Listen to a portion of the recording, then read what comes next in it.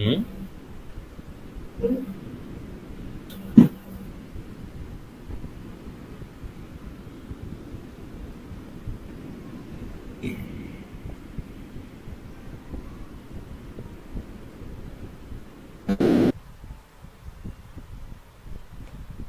Charging started.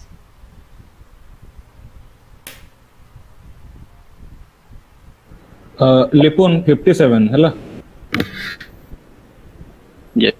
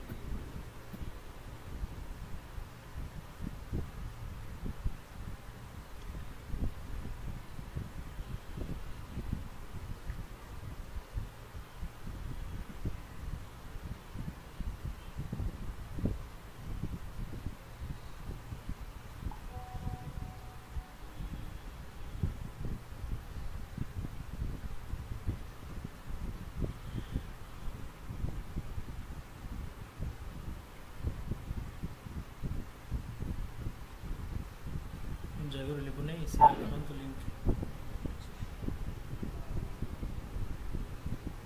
कहीं आसेनी तो लिटू भाई से जो पठे लिपुन को अपन पठे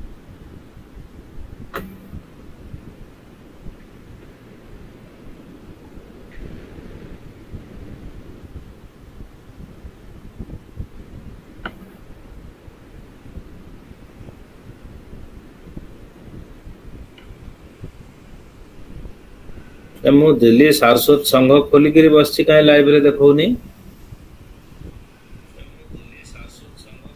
जयगुरु भाई देखो काली भी मु ये करथिली देखो नथला बे मो पाको नोटिफिकेशन आसिलानी किनु मु शेयर कर देछि गोटे मिनट मु लिंक टा खोले देखो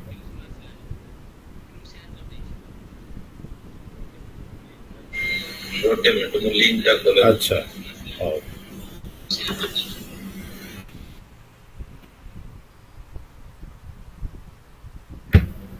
जय गुरु संक्षिप्त स्तोत्र वंदना। ओम ब्रह्मानंदम परम सुखदम केवलम ज्ञानमूर्तिम द्वन्द्वातीतम गगन सदृशम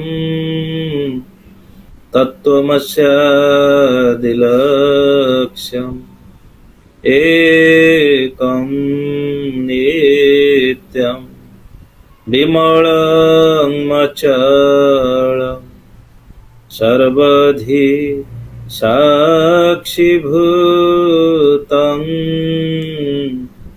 भावातीतं त्रिगुणरहितं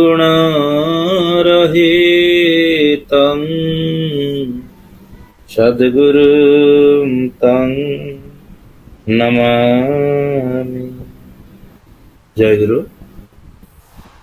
श्री श्री ठाकुर अपार करुणा बलरु आमे ए सप्ताहर निगम स्वाध्याय अनुसरण रे अपूर्व पंथरे गति करिवा पई उद्यत प्राय हमर गत शनिवार एवं रविवार 2 दिन धरी आमर किशोर सेवक सेविका माने जो हिसाब रे श्री श्री ठाकुरंकर जन्म दिवस पई विभिन्न कार्यक्रम सेवारे अंशग्रहण कर आम को उत्साहित करिसेंती तार कोनोसी पटांतर नाही। इथरु जाना पडुची कि सेमानंकर ठाकुरंक प्रति भल पाइबा केते। केवल तांकर 2 मिनिट किंबा 3 मिनिट रो सेवा पाई सेमाने 2 घंटा अपेक्षा करी बसथिले। कौनसी पाटितुंड नाही कि व्यस्त विव्रत नाही, पेशेंसली सेमाने अपेक्षा करथिले कि तांको पाळी केबे पड़िबो से तांको सेवा करिवे। सबुठु बड़ कथा, कारण आपण माने समस्त जानती जो एज रो पिला मानकु नै कि आमे सेवा करूचु सेमाने केते समय गोटी जगह रे स्थिर होई बसी पारंती। जा हो एटा ठाकुरंकर आम मानक पई तांको मानक पई कृपा तथा आमर एवं सेमानकर ठाकुरंक प्रति श्रद्धार निदर्शन।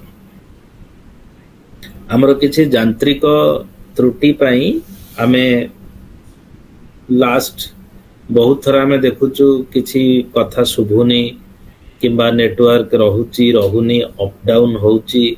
तेणु आमे आमर सेते बेले जो प्रोग्राम हैला सैटरडे संडे रे टिके एक्सेसिव प्रोग्राम हे गला। तेणु आमको भी टिके यूट्यूब तरफ रेस्ट्रिक्शंस आसिला। तो आमे ई आउ गोटे चैनल को भी स्टैंड बाय रखुचु सो दैट केते बेले सुविधा असुविधा हबो। तेणु जो माने आज गतानुगतिक भाव में आर चैनल को जाइचंती पुणी एठी को फेरिचंती समस्त प्रकार इनकन्वीनियंस पई आमे क्षमा प्रार्थी। एवं एटा केमिति गोटे लॉन्ग रन रे ठाकुरंग सेवाटा सुचारू रूपे हबो तार एटा गोटे परियोजना एवं परिकल्पना। तेणु किछि गोटे चेंज कला बेल को टिके इनकन्वीनियंस हबो, समस्ते निज गुण रे ताको आधरी नेबे।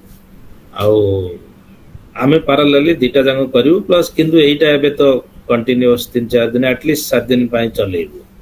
एया होची सूचना। बाकी आम सहित आज बालेश्वर शाखा संघर रीता दास रीता भोळमा उपस्थित अछंती एवं से आमर गत शुक्रवार दिन जहाँ पढ़ा होता तार पूर्वाभास विवरणी दवा पाई प्रस्तुत। जय गुरु रीता माँ, आपण को अनुरोध आपण दयाकरी पूर्वाभास विवरणी प्रदान करन।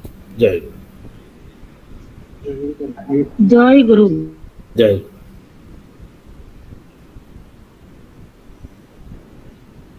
कहतु विगत स्वाध्याय जो रिकेप करिवार सुझोग सेथिपाई मु धन्य। जय गुरु। मनुष्य जाहाकू मृत्यु कहे ताहा गोटिए नवजन्म। जन्म समय रे मनुष्य नाभिरज्जु गଳାରେ पिंधि भूमिष्ठ हुए और मरण पथरे ज्योतिर्मय सूक्ष्म तड़ी तंतु नहीं अति बाहिक देहर जन्म हुए। एही जीवनिरज्जु मृतदेह और अतिबाहिक देह को संयुक्त रखे। तेणु मरिबा संगे संगे शव संस्कार करिबा अनुचित। କାରଣ ସ୍ଥୂଳ ଓ ସୂକ୍ଷ୍ମ ଶରୀର ଭିତରେ ପରସ୍ପର ଅନୁଭୂତିର ଆଦାନ ପ୍ରଦାନ ଚାଲିଥାଏ। ମୁନି ଋଷିମାନେ ଯୋଗାତ୍ମିକ ପ୍ରକ୍ରିୟାରେ ଏହି ରଜ୍ଜୁ ସାହାଯ୍ୟରେ ସପ୍ତର୍ଷି ମଣ୍ଡଳର ଭିତରର କଥା ଓ ସୃଷ୍ଟି ସ୍ଥିତି ପ୍ରଳୟର କାହାଣୀ କହିପାରୁଥିଲେ। ଆତ୍ମାର ଦେହତ୍ୟାଗ ପରେ ଅତିବାହିକ ଦେହରେ ବାୟୁ ନେବାକୁ କଷ୍ଟ ହୁଏ, କିନ୍ତୁ ପରେ ଏହା ନଥାଏ। ଏହି ପରିବର୍ତ୍ତନ ସମୟରେ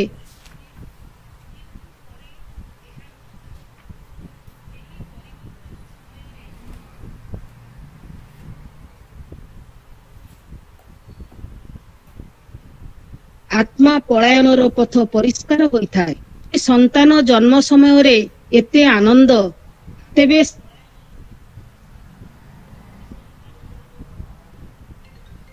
ମୃତ୍ୟୁ ଦିନ ସେ ଯେ ଅନନ୍ତ ରାଜ୍ୟରେ ଭୂମିଷ୍ଠ ହେଉଛି ତାହା ମଣିଷ ଜାଣିପାରେ ନାହିଁ।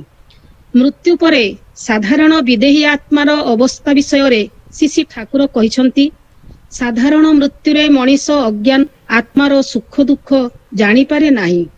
ପ୍ରଥମ ଶ୍ରାଦ୍ଧ ପରେ ହୋଇଗଲେ ସେ ପ୍ରେତ ଦେହ ଧରି କର୍ମଫଳ ଭୋଗ କରେ। ପ୍ରେତ ଶରୀରର ବାସସ୍ଥାନକୁ ଭବଲୋକ କୁହାଯାଏ।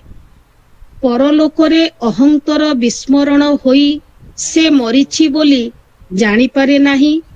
ଏହି ବିସ୍ମରଣ ଅବସ୍ଥା ହେଉଛି ପ୍ରେତ ଅବସ୍ଥା। ପ୍ରେତର କଷ୍ଟ ଯମପୁର ଠାରୁ ମଧ୍ୟ ଭୟଙ୍କର। ବିସ୍ମରିତ ଅବସ୍ଥାରେ ପ୍ରେତ ଯେତେବେଳେ ଦେଖେ ତାର ପୁତ୍ରମାନେ ତାକୁ ନ ପଚାରି ତାର ସମସ୍ତ ସଞ୍ଚିତ ଅର୍ଥକୁ ଖର୍ଚ୍ଚ କରି ଚାଲିଛନ୍ତି, ହୋଇଯାଏ। ମାତ୍ର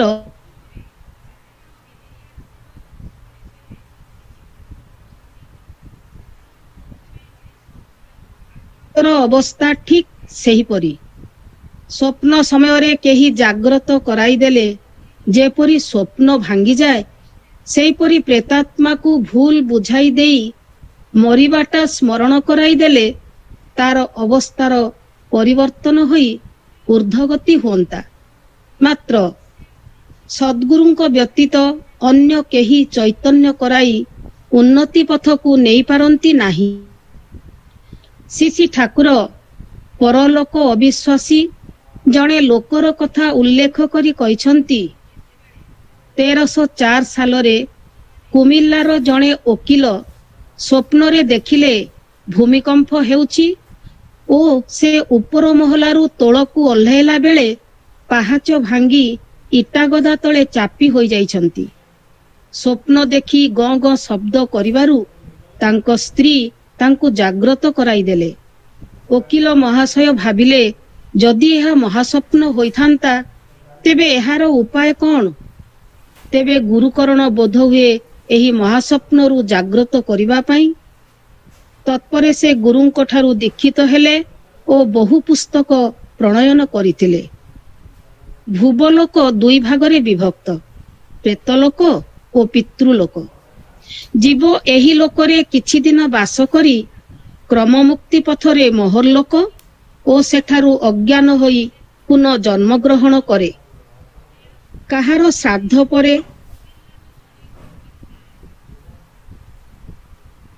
ଶ୍ରାଦ୍ଧରୁ ବ୍ୟବସ୍ଥା କରି 4 ପୁରୁଷ ଭିତରେ ଜନ୍ମ ହୋଇଥାଏ। ଶ୍ରାଦ୍ଧ ଦ୍ୱାରା ପରଲୋକଗତ ଆତ୍ମାର ଅହଂତ ସ୍ମରଣ ହୁଏ ଓ ତାର ମୁକ୍ତିପଥର ବାଧା ଅପସାରିତ ହୁଏ। ଯୋଗୀ ଜ୍ଞାନୀ ମହାପୁରୁଷ ମାନଙ୍କର ଶ୍ରାଦ୍ଧାଦିରେ ପ୍ରୟୋଜନ ନାହିଁ, କାରଣ ଦେହତ୍ୟାଗ ସଙ୍ଗେ ସଙ୍ଗେ ସେମାନଙ୍କର ସୂକ୍ଷ୍ମ ଦେହ ଗଠିତ ହୋଇଥାଏ। ମୃତ୍ୟୁ 4 ପ୍ରକାର, ଜ୍ଞାନପୂର୍ବକ ମୃତ୍ୟୁ, ସ୍ୱାଭାବିକ ମୃତ୍ୟୁ, ଅପମୃତ୍ୟୁ ଓ ଆତ୍ମହତ୍ୟା। ଯୋଗୀମାନଙ୍କର ଜ୍ଞାନପୂର୍ବକ ମୃତ୍ୟୁ ହୁଏ ଓ ସେମାନେ ନିର୍ବାଣ ଲାଭ କରନ୍ତି। ବାର୍ଦ୍ଧକ୍ୟ ଜନିତ ମୃତ୍ୟୁ ହିଁ ସ୍ୱାଭାବିକ ମୃତ୍ୟୁ। ସତ୍ ଅସତ୍ ଅନୁସାରେ ସେ ପ୍ରଥମେ ଭୁବଲୋକ ଓ କର୍ମଫଳ ଭୋଗ ପରେ ମହର୍ଲୋକକୁ ଯାଏ। ତାର ଭୋଗ ଦେହ ଅଭାବରେ ପୁନଃ ଜନ୍ମ ହୁଏ। ଯେଉଁମାନେ ସଦ୍ଗୁରୁଙ୍କର ଆଶ୍ରିତ ସେମାନେ ମୋହର ଲୋକ ଦେଇ ଜନ ତପ ଓ ସତ୍ୟଲୋକରେ ଅବସ୍ଥାନ କରି ବ୍ରହ୍ମ ନିର୍ମାଣ ଲାଭ କରନ୍ତି। ଏହାର ନାମ କ୍ରମ ମୁକ୍ତି। ଯେଉଁମାନଙ୍କର ପ୍ରାଣବାୟୁ ରୁଦ୍ଧ ହୋଇ ମୃତ୍ୟୁ ହୁଏ ତାହା ଅପଘାତ ମୃତ୍ୟୁ ବା ଆକସ୍ମିକ ମୃତ୍ୟୁ। ଏହା ଫଳରେ ମନୁଷ୍ୟକୁ ପଶୁ ଜନ୍ମ ନେବାକୁ ହୁଏ। ମାତ୍ର ଯୁଦ୍ଧରେ ମୃତ୍ୟୁ ହେଲେ ତାହା ଅପମୃତ୍ୟୁ ନୁହେଁ, କାରଣ ମରିବା ପାଇଁ ସେମାନେ ପ୍ରସ୍ତୁତ ହୋଇ ଯୁଦ୍ଧକୁ ଯାଇଥାନ୍ତି। ତେଣୁ କୁହାଯାଇଛି ହतो ବା ପ୍ରାପ୍ସ୍ୟସିଂ ସ୍ୱର୍ଗଂ ଜିତ୍ୱା ବା ଭୁକ୍ଷ୍ୟସେ ମହିଂ, ଅର୍ଥାତ୍ ଯୁଦ୍ଧ ମୃତ୍ୟୁଠାରୁ ଉତ୍କୃଷ୍ଟ। ଆତ୍ମହତ୍ୟା ମହାପାପ। ପ୍ରେତଲୋକରେ ଏହାର ଫଳ ଭୀଷଣ। ଶ୍ରୀ ଠାକୁର ଏକ ଗଳ୍ପରେ କହିଛନ୍ତି, ଦିନେ ଠାକୁର ଧଳେଶ୍ୱରୀ ତୀରରେ ଫୁଲବାଡ଼ିଆ ସ୍ଥାନରେ ଏକ ପ୍ରେତାତ୍ମାକୁ ଗଛରେ ଦଉଡ଼ା ଲଗାଇ ଝୁଲୁଥିବାର ଦେଖିଲେ। ସେ ଜାଣିପାରିଲେ ଶୂଳ ବେଦନାରେ ଯନ୍ତ୍ରଣା ପାଇ ଏହି ବୃକ୍ଷରେ ସେ ଦଉଡ଼ା ଲଗାଇଥିଲା। ଆଜି ପର୍ଯ୍ୟନ୍ତ ସେ ପାପର ଫଳରୁ ମୁକ୍ତ ହୋଇନାହିଁ। ଅଜ୍ଞାନତା ବଶତଃ ସେ ମରିଛି ବୋଲି ଜାଣି ନ ପାରି ଯେଉଁ ଦୁଃଖ ଲାଗି ଆତ୍ମହତ୍ୟା କରିଥାଏ, ସେହି ଯନ୍ତ୍ରଣା ଭୋଗ ହେବାକୁ ଓ ତାର ପ୍ରେତ ଦେହ ହେବାକୁ ବହୁ ବର୍ଷ ଲାଗିଯାଏ। ଠିକ୍ ସେହିପରି 1341 ସାଲ କାର୍ତ୍ତିକ ମାସରେ ବଗୁଡ଼ାସ୍ଥ ଶ୍ରୀ ଠାକୁର ସୁରେନ ଭାଇଙ୍କ ଘରକୁ ଯାଇଥିଲେ। ତାଙ୍କ ଘରର ଜଣେ ବୃଦ୍ଧା ଦାସୀ କାଳିଦାସୀ ମା ଦଉଡ଼ି ଲଗାଇ ଆତ୍ମହତ୍ୟା କରିଥିଲା। ତାର ଭୟରେ ଲୋକମାନେ ରାତ୍ରିରେ ଶୋଇପାରୁ ନଥିଲେ। ଠାକୁର କହିଲେ, ମନୁଷ୍ୟ ମରିବା ପରେ ଭୂତ ହେବାକୁ ସମୟ ଲାଗେ। କାଳିଦାସୀ ମାର ଭୂତ ହେବାକୁ ବର୍ତ୍ତମାନ ସୁଦ୍ଧା ବିଳମ୍ବ ଅଛି। ଶ୍ରୀ ଠାକୁର ଖଣ୍ଡେ ଚିଠିରେ ଲେଖିଛନ୍ତି, ମନୁଷ୍ୟ ମଲେ ଯଦି ସବୁ ଯନ୍ତ୍ରଣା ଚାଲି ଯାଇଥାନ୍ତା, ତେବେ ଜ୍ଞାନୀମାନେ 50 ରକ୍ତ ମାଂସ ଦେହରେ ବସି ରହନ୍ତେ ନାହିଁ। ଅନେକେ କୃତପାପର ପ୍ରାୟଶ୍ଚିତ ଓ ଲୋକଲଜ୍ଜାରୁ ବଞ୍ଚିବା ପାଇଁ ଆତ୍ମହତ୍ୟା କରିଥାନ୍ତି। ସେ ସମ୍ବନ୍ଧରେ ଗୋଟିଏ ଚିଠିରେ ଠାକୁର ଲେଖିଛନ୍ତି, ଆତ୍ମହତ୍ୟା କରିବାର ଚିନ୍ତା ମନୁଷ୍ୟକୁ ନରକ ଆଡ଼କୁ ଟାଣି ନିଏ। ଜୀବିତ ଥାଇ ଦାରୁଣ ଦୁଃଖ କଷ୍ଟରେ କୃତପାପର ପ୍ରାୟଶ୍ଚିତ ହୋଇପାରେ, କିନ୍ତୁ ଆତ୍ମହତ୍ୟାରେ ସେ ଆଶା ସୁଦୂର ପରାହତ। ଆକସ୍ମିକ ମୃତ୍ୟୁ ବିଭିନ୍ନ ପ୍ରକାରର। ଶ୍ରୀ ଠାକୁରଙ୍କର ଜଣେ ଭକ୍ତଙ୍କର ଭାଇ ଶିକାର ବେଳେ ବାଘ କାମୁଡ଼ାରେ ମରିଗଲେ। ଶ୍ରୀ ଠାକୁର ଏ ସମ୍ବନ୍ଧରେ ଗୋଟିଏ ପତ୍ରରେ ଲେଖିଛନ୍ତି, ବାଘ କୁମ୍ଭୀର ଦ୍ୱାରା ମୃତ୍ୟୁ ହେଲେ ମନ ଭୟରେ ତତ୍କାରାକାରିତ ହୁଏ। ତେବେ ସେହି ଭକ୍ତଙ୍କର ଭାଇ ବାଘ କାମୁଡ଼ାରେ କିଛି କ୍ଷଣ ପରେ ମରିଥିବାରୁ ତାର ବ୍ୟାଘ୍ରଜନୀରେ ଜନ୍ମ ନ ହେଲେ ମଧ୍ୟ କିଛି ଦିନ ଯାଏ ସେ ବାଘ ଧନ୍ଦାରେ ବୁଲିବ। ଏହା ଅନିବାର୍ଯ୍ୟ। ଜୀବନ ମୁକ୍ତଙ୍କ ବ୍ୟତୀତ ଏ ନିୟମରୁ କାହାରି ବ୍ୟତିକ୍ରମ ହୁଏ ନାହିଁ। ଜୟ ଗୁରୁ। ଭୁଲ ଥିଲେ ମା ଭାଇ ମାନେ କ୍ଷମା ଦେବେ। ଜୟ ଗୁରୁ। ଜୟ ଗୁରୁ ମା, ବହୁତ ବହୁତ शुभेच्छा। ଆପଣଙ୍କୁ ବହୁତ ସୁନ୍ଦର ଆପଣ ପୂର୍ବାଭାସ ବିବରଣୀ ପ୍ରଦାନ କଲେ। ଆଉ ଯୋଉ ହିସାବରେ ଆପଣ ପୂର୍ବାଭାସ ବିବରଣୀ ପ୍ରଦାନ କଲେ, ବହୁ ମା ଏବଂ ଭାଇ ଆପଣଙ୍କୁ ବହୁତ शुभेच्छा ଜଣାଇଛନ୍ତି। ଆଉ ଠିକ ଅଛି, ଆପଣ ବୋଧେ ଲାଇଭରେ ନାହାନ୍ତି ବର୍ତ୍ତମାନ। ଠାକୁର ଆପଣଙ୍କର ମଙ୍ଗଳ କରନ୍ତୁ, ଆପଣଙ୍କର ପରିବାରର ମଙ୍ଗଳ କରନ୍ତୁ, ସମସ୍ତଙ୍କର ମଙ୍ଗଳ ହେଉ। ବର୍ତ୍ତମାନ ଆମେ ଦେବାଶିଷ ଭାଇଙ୍କୁ ଅନୁରୋଧ କରିବା, ଆମର ଲକି ଭାଇ, ସ୍ନିଗ୍ଧା ଚନ୍ଦନ ଭାଇ ବି ଅଛନ୍ତି, ସେମାନେ ଏଇ ଯୋଉ ପ୍ରଶ୍ନ ଉତ୍ତର କାର୍ଯ୍ୟକ୍ରମର ଫଳାଫଳ ପ୍ରଦାନ କରନ୍ତୁ। ଜୟ ଗୁରୁ ଭାଇ। ଜୟ ଗୁରୁ, ଜୟ ଗୁରୁ। ଗତ ଶୁକ୍ରବାର ଆମର 34ତମ ଅଧିବେଶନ, ସେଥିରେ ଯୋଉ ଭକ୍ତ ଭାଇ ଓ ମା ମାନେ ଜଏନ କରିଥିଲେ ପ୍ରଶ୍ନୋତ୍ତର କାର୍ଯ୍ୟକ୍ରମରେ, ସେମାନେ ସମସ୍ତ ସଂଖ୍ୟା ହେଲା 57।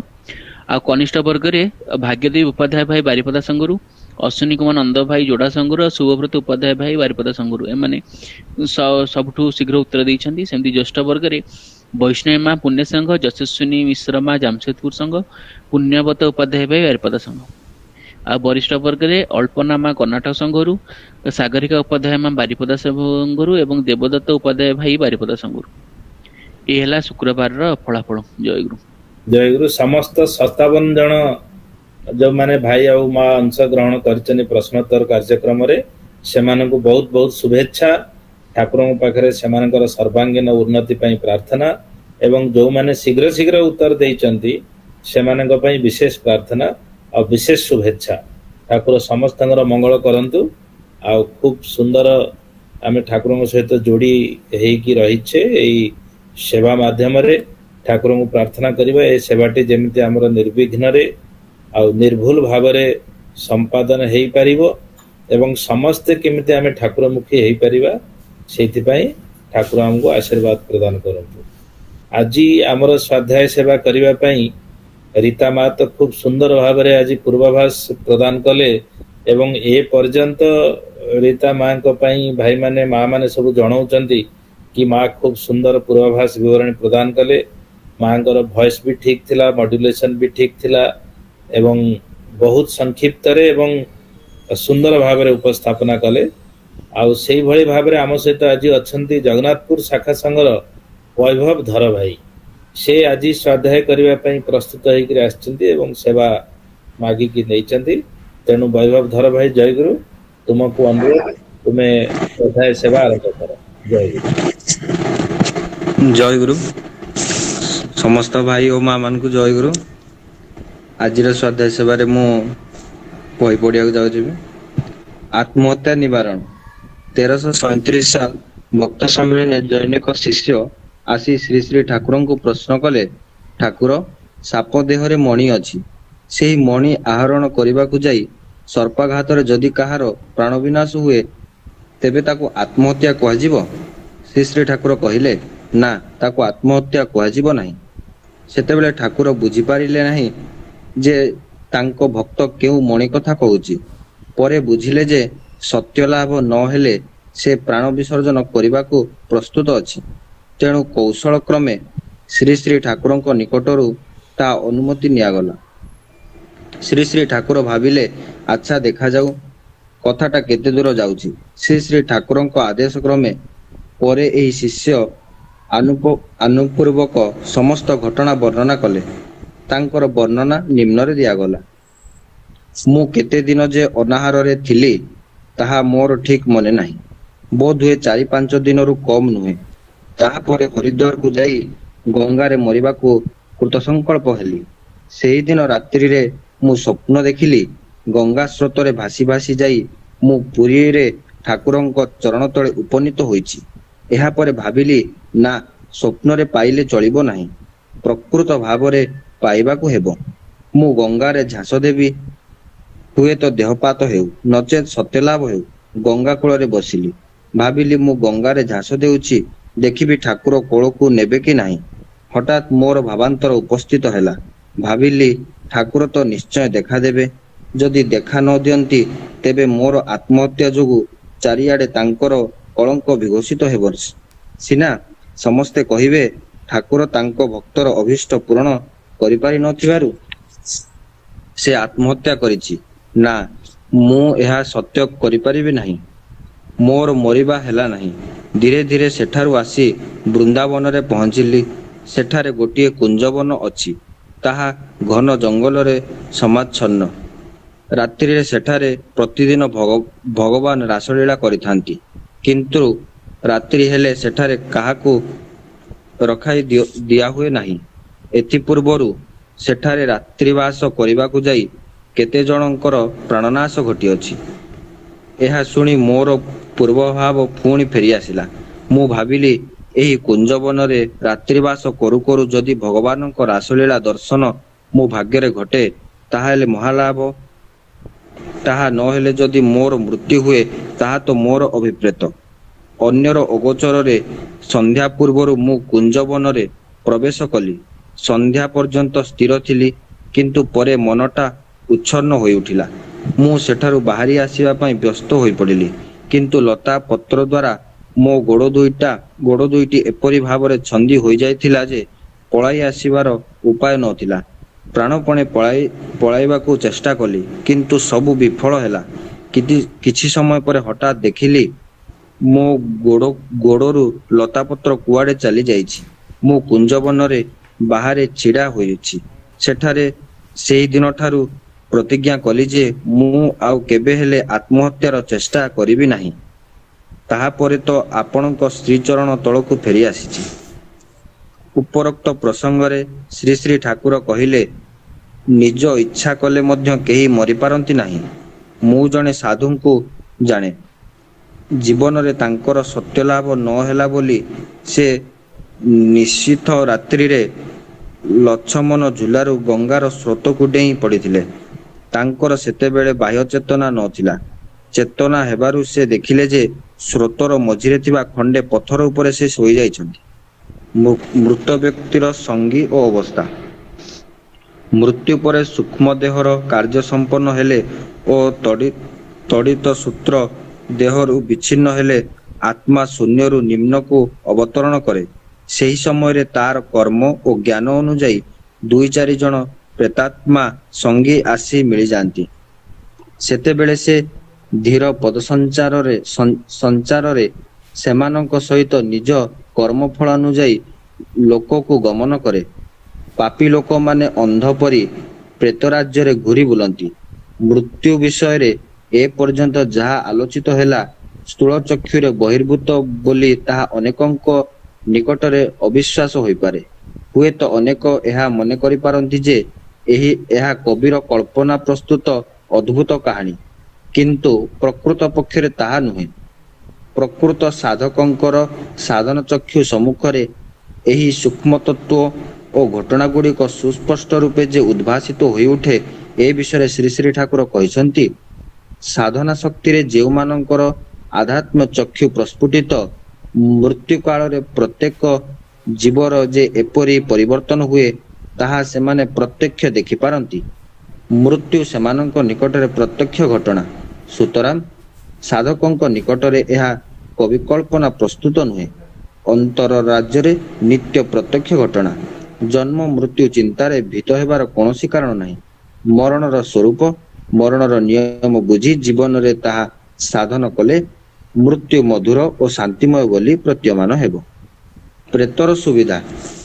ପ୍ରେତ ଦେହ ଗଠନ ହେବା ମାତ୍ରେ ପରଲୋକଗତ ଆତ୍ମିକର କେବଳ ଯେ ସେ ମରିଛି, ଏହି ଜ୍ଞାନ ତାର ହୁଏ ନାହିଁ। କିନ୍ତୁ ଏହା ବ୍ୟତୀତ ନାନା ବିଷୟରେ ସେ ବିଶେଷ ସୁବିଧା ଲାଭ କରିଥାଏ। ଏହି ସମୟରେ ତାହାର କୌଣସି ପ୍ରକାରର ଦୈହିକ ଯନ୍ତ୍ରଣାବୋଧ ନଥାଏ। ବିଦ୍ୟୁତ୍ ଝଡ଼ ପ୍ରଭୃତି ଉତ୍ପାତର ଆଶଙ୍କା ମଧ୍ୟ ରହେ ନାହିଁ। ପକ୍କା ଗୃହ ଛାତ ଭେଦ କରି ତାହାର ଗତି ଅନାୟାସରେ ହୁଏ। ସେ ରୁଦ୍ଧ ଲୌହ ସିନ୍ଦୁକର ଅଭ୍ୟନ୍ତରସ୍ଥ ଦ୍ରବ୍ୟାଦି ପ୍ରତ୍ୟକ୍ଷ କରିପାରେ ଓ ତାହା ଭିତରେ ଅନାୟାସରେ ପ୍ରବେଶ କରିପାରେ। ତାହାର ଇନ୍ଦ୍ରିୟ ବୃତ୍ତିଗୁଡ଼ିକ ବହୁ ସହସ୍ର ଗୁଣରେ ବର୍ଦ୍ଧିତ ହୋଇଉଠେ, କିନ୍ତୁ ସ୍ଥୂଳ ଇନ୍ଦ୍ରିୟ ଅଭାବରୁ ତାହା ସବୁ ସମ୍ୟକ ରୂପରେ ଉପଲବ୍ଧ କରି ନ ପାରି ଯନ୍ତ୍ରଣା ଭୋଗ କରେ। ଦୂରତ୍ୱବୋଧ ଏକାବେଳକେ ଚାଲିଯାଏ। ପ୍ରବଳ ଝଡ଼ ବୃଷ୍ଟି ସମୟରେ ପାର୍ଥିବ ଜଗତରେ ଆତ୍ମୀୟମାନଙ୍କର ଆହ୍ୱାନରେ ବହୁ ପ୍ରେତାତ୍ମା ଓ ମହାପୁରୁଷ ପକ୍କା ଘର ରୁଦ୍ଧ କକ୍ଷରେ ପ୍ରବେଶ କରି ଦର୍ଶନ ଦିଅନ୍ତି ଓ କଥୋପକଥନ କରିଥାନ୍ତି। ଏହାର ଭୂରି ଭୂରି ପ୍ରମାଣ ଆମେମାନେ ଯଥାସ୍ଥାନରେ ଦେଖିପାରିବା। ପରଲୋକ, ଇହଲୋକ ଓ ପରଲୋକର ବ୍ୟବଧାନଟା ଘୁଞ୍ଚାଇ ଦେଇପାରିଲେ ଯେ କି ଆନନ୍ଦ କି ସୁଖ ତାହା ଭାଷାରେ ବ୍ୟକ୍ତ କରିହେବ ନାହିଁ। ପରଲୋକ ଅଛି। ଇହଲୋକରେ ଯେପରି ଆତ୍ମୀୟ ସ୍ୱଜନ ବିଦେଶରେ ଥିଲେ 2-3 ବର୍ଷ ପରେ ସେମାନଙ୍କ ସହିତ ଦେଖା କରିବାର ସମ୍ଭାବନା ଥାଏ, ସେଠାରେ ମଧ୍ୟ ସେହିପରି ଆମମାନଙ୍କର ଆତ୍ମୀୟ ସ୍ୱଜନଙ୍କ ସହିତ ଦେଖା ହେବ। ଏହି ବିଶ୍ୱାସରେ, ଏହି ଚିନ୍ତାରେ ଧୈର୍ଯ୍ୟ ଓ ଆନନ୍ଦ ଆସେ। ବଞ୍ଚି ଥାଉ ଥାଉ ଯଦି ମନୁଷ୍ୟ ଏହି ଚିନ୍ତାରେ ଅଭ୍ୟସ୍ତ ହୁଏ, ତାହାହେଲେ ମନୁଷ୍ୟ ଆଉ ଆତ୍ମୀୟ ସ୍ୱଜନଙ୍କ ମୃତ୍ୟୁରେ ଶୋକାକୁଳ ହୋଇପଡ଼ିବ ନାହିଁ। ମୃତ୍ୟୁ ଆଉ କିଛି ନୁହେଁ, ଦୀର୍ଘ ଦିନ ନିମିତ୍ତ ପରଲୋକ ପ୍ରବାସ ମାତ୍ର। ମୃତ୍ୟୁ ତତ୍ତ୍ୱ ଓ ପରଲୋକ ରହସ୍ୟ ଜାଣିପାରିଲେ ତୁମେମାନେ ଆହୁରି ଅନେକ ତତ୍ତ୍ୱର ରହସ୍ୟ ଭେଦ କରିପାରିବ। ଶିକୁଳି ଯେପରି ଗୋଟିଏ ସଙ୍ଗରେ ଆଉ ଗୋଟିଏ ଜଡ଼ିତ, ପରଲୋକ ସଙ୍ଗରେ ମଧ୍ୟ ଆଉ ସବୁ ତତ୍ତ୍ୱ ସେହିପରି ଭାବରେ ପରସ୍ପର ଜଡ଼ିତ। ଯେଉଁମାନଙ୍କର ସ୍ୱଭାବତଃ ଭଗବାନ କିମ୍ବା ଈଶ୍ୱରଙ୍କ ଠାରେ ବିଶ୍ୱାସ ଅଛି ସେମାନଙ୍କ କଥା ଛାଡ଼ିଦେଲେ ମଧ୍ୟ ଯେଉଁମାନେ ଅନୁଶୀଳନ କରି ଧର୍ମଲାଭ କରିବାକୁ ଚାହାନ୍ତି ମୁଁ ସେମାନଙ୍କୁ କହୁଛି ପ୍ରଥମେ ମୃତ୍ୟୁ ତତ୍ତ୍ୱ ନେଇ ଆଲୋଚନା କରିବାକୁ ଆରମ୍ଭ କର। ଏହି ମୃତ୍ୟୁ ରହସ୍ୟ ଜାଣିବାକୁ ଗଲେ ଦେଖିବ ପରଲୋକ ଚିନ୍ତା ସଙ୍ଗେ ସଙ୍ଗେ ଭଗବାନ ଈଶ୍ୱର ଓ ବ୍ରହ୍ମ ମନକୁ ମନ ଆସି ପହଞ୍ଚିଯିବେ। ଏକମାତ୍ର ପରଲୋକ ଚିନ୍ତାରୁ ସବୁ ଲାଭ ହୋଇପାରିବ। ଏଥିପାଇଁ ହିନ୍ଦୁମାନଙ୍କର ପରଲୋକ ବିଶ୍ୱାସ ପ୍ରତି ଏତେ ଦୃଢ଼ତା। କେହି ଭଗବାନଙ୍କୁ ନ ମାନିଲେ ତାଙ୍କୁ ନାସ୍ତିକ କୁହାଯିବ ନାହିଁ। ଆମେମାନେ ଷଡ଼ଦର୍ଶନ ଭିତରୁ କେତୋଟି ଦର୍ଶନ ଭଗବାନଙ୍କୁ ଆଦୌ ସ୍ୱୀକାର କରନ୍ତି ନାହିଁ, କିନ୍ତୁ ସେମାନେ ଆସ୍ତିକ ଦର୍ଶନ ଭିତରେ ସ୍ଥାନ ପାଇଛନ୍ତି। ପରଲୋକ ନାହିଁ ଯେ ଏହି କଥା କହନ୍ତି ସେ ଘୋର ନାସ୍ତିକ। ତାଙ୍କୁ ପୁନଃ ପୁନଃ ମୃତ୍ୟୁ ଯନ୍ତ୍ରଣା ଭୋଗ କରିବାକୁ ହୁଏ। ମୃତ୍ୟୁ ଚିନ୍ତା ଆଧ୍ୟାତ୍ମ ତତ୍ତ୍ୱ ଲାଭେଚ୍ଛୁଙ୍କର ପରମ ବନ୍ଧୁ। ଆମମାନଙ୍କ ଦେଶରେ ଗୋଟିଏ ଗୋଟିଏ କଥା ପ୍ରଚଳିତ ଅଛି ଯେ ସନ୍ନ୍ୟାସୀମାନେ ଶ୍ମଶାନରେ ରହନ୍ତି। ତାହାର କାରଣ ହେଲା ସନ୍ନ୍ୟାସୀମାନେ ଦିବାରାତ୍ର ମୃତ୍ୟୁ ଚିନ୍ତା ନେଇ ବିଭୋର। ଶ୍ମଶାନ କ୍ଷେତ୍ରରେ ଥିଲେ ମୃତ୍ୟୁର ଚିନ୍ତାଟା ସର୍ବଦା ଜାଗରୁକ ଥାଏ ଏବଂ ଜଗତର ନଶ୍ୱରତା ପ୍ରତି ସହଜରେ ଜ୍ଞାନ ଆସିଯାଏ। ଭୂତ ଓ ପ୍ରେତ ସ୍ଥୂଳ ଦେହରେ ବର୍ତ୍ତମାନ ଥିବାବେଳେ ଯେଉଁମାନଙ୍କର ସଙ୍ଗରେ କେତେ ଆତ୍ମୀୟତା, କେତେ ଘନିଷ୍ଠତା, କେତେ ବନ୍ଧୁତ୍ୱ, ବିଧେୟ ଅବସ୍ଥାରେ ସୂକ୍ଷ୍ମ ଦେହରେ ସେମାନେ ଯଦି ଆମ ନିକଟକୁ ଆସନ୍ତି ତାହାହେଲେ ଆମେମାନେ ତାଙ୍କୁ ଦେଖି ଭୟରେ ଭୂତ ବୋଲି ଅସ୍ଥିର ହୋଇପଡ଼ୁ। ଏହି ଭୂତ ଭୀତି ସମ୍ବନ୍ଧରେ ଶ୍ରୀ ଶ୍ରୀ ଠାକୁର କହିଛନ୍ତି ଆମ ଦେଶରେ ଭୂତ ସମ୍ବନ୍ଧରେ ଗୋଟିଏ ଅଦ୍ଭୁତ ଧାରଣା ସମସ୍ତଙ୍କର ଅଛି। ଏହି ଭୂତ ଭୟ ସଂସ୍କାର ସଙ୍ଗରେ ଏପରି ଜଡ଼ିତ ହୋଇଯାଇଛି ଯେ ଭୂତ ଶବ୍ଦଟା ଶୁଣିଲା ମାତ୍ରେ ପ୍ରାଣରେ ଭୟର ସଞ୍ଚାର ହୁଏ। ମଲା ପରେ ସମସ୍ତେ ଭୂତ ହୁଅନ୍ତି।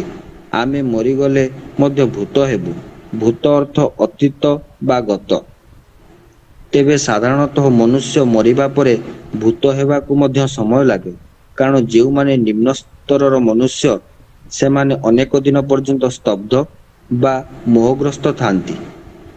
ସେ ଯେ ମରିଛି ଏହି ଜ୍ଞାନ ଦେବାକୁ ଅନେକଙ୍କର 2-3 ବର୍ଷ ଲାଗିଥାଏ।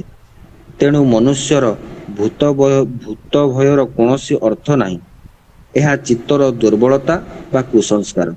ବିଶେଷତଃ ଭୂତ ପରଲୋକଗତ ଆତ୍ମା ସ୍ଥୂଳ ଦେହରେ ସ୍ଥୂଳ ମନୁଷ୍ୟର କୌଣସି ଅନିଷ୍ଟ କରିପାରେ ନାହିଁ, କାରଣ ଭୂତ ବା ପ୍ରେତାତ୍ମାର ମନୁଷ୍ୟ ଦେହ ଧାରଣ କରିବା ମଧ୍ୟ ସହଜ ନୁହେଁ।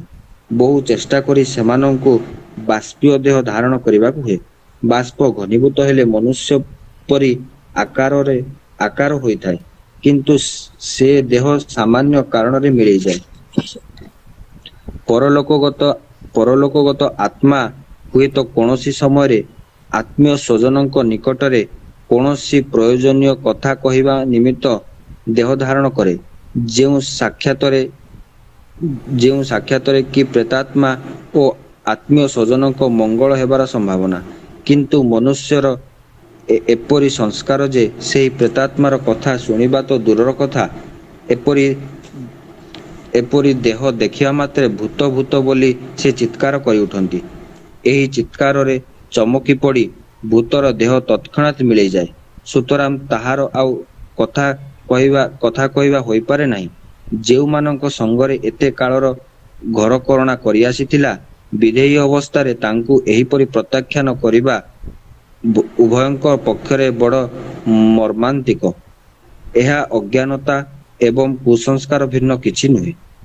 ଏ ଜଗତରେ ଯେ ଯାହା ନିକଟରେ ଅପରାଧୀ, ସେ ଜଗତରେ ସେ ତା ନିମିତ୍ତ ପ୍ରତିଶୋଧ ନେବା ପାଇଁ ବସିଥାଏ ଏବଂ ତାକୁ ଦେଖିଲା ମାତ୍ରେ ତାହାର ଅପରାଧାର କଥା ସ୍ମରଣ କରାଇ ଦେଇ ପ୍ରତିଶୋଧ ନେବାକୁ ଇଚ୍ଛା କରେ। ପ୍ରେତ ମଧ୍ୟ ଭୟରେ ପଳାଉଥାଏ। ସେ ଯେଉଁଠାକୁ ଯାଏ ଦେଖେ ଶତ୍ରୁ ତାହା ସଙ୍ଗରେ ପଛେ ପଛେ ଗୋଡ଼ାଉଛି। ଏଥିରେ ସେ ଭୀଷଣ ଯନ୍ତ୍ରଣା ଭୋଗ କରେ। ଏହା ହିଁ କର୍ମର ଭୋଗାବସ୍ଥା।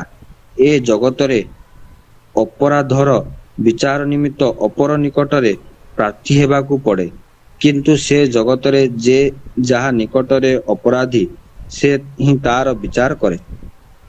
ପରଲୋକଗତ ଆତ୍ମାର ଆକର୍ଷଣ।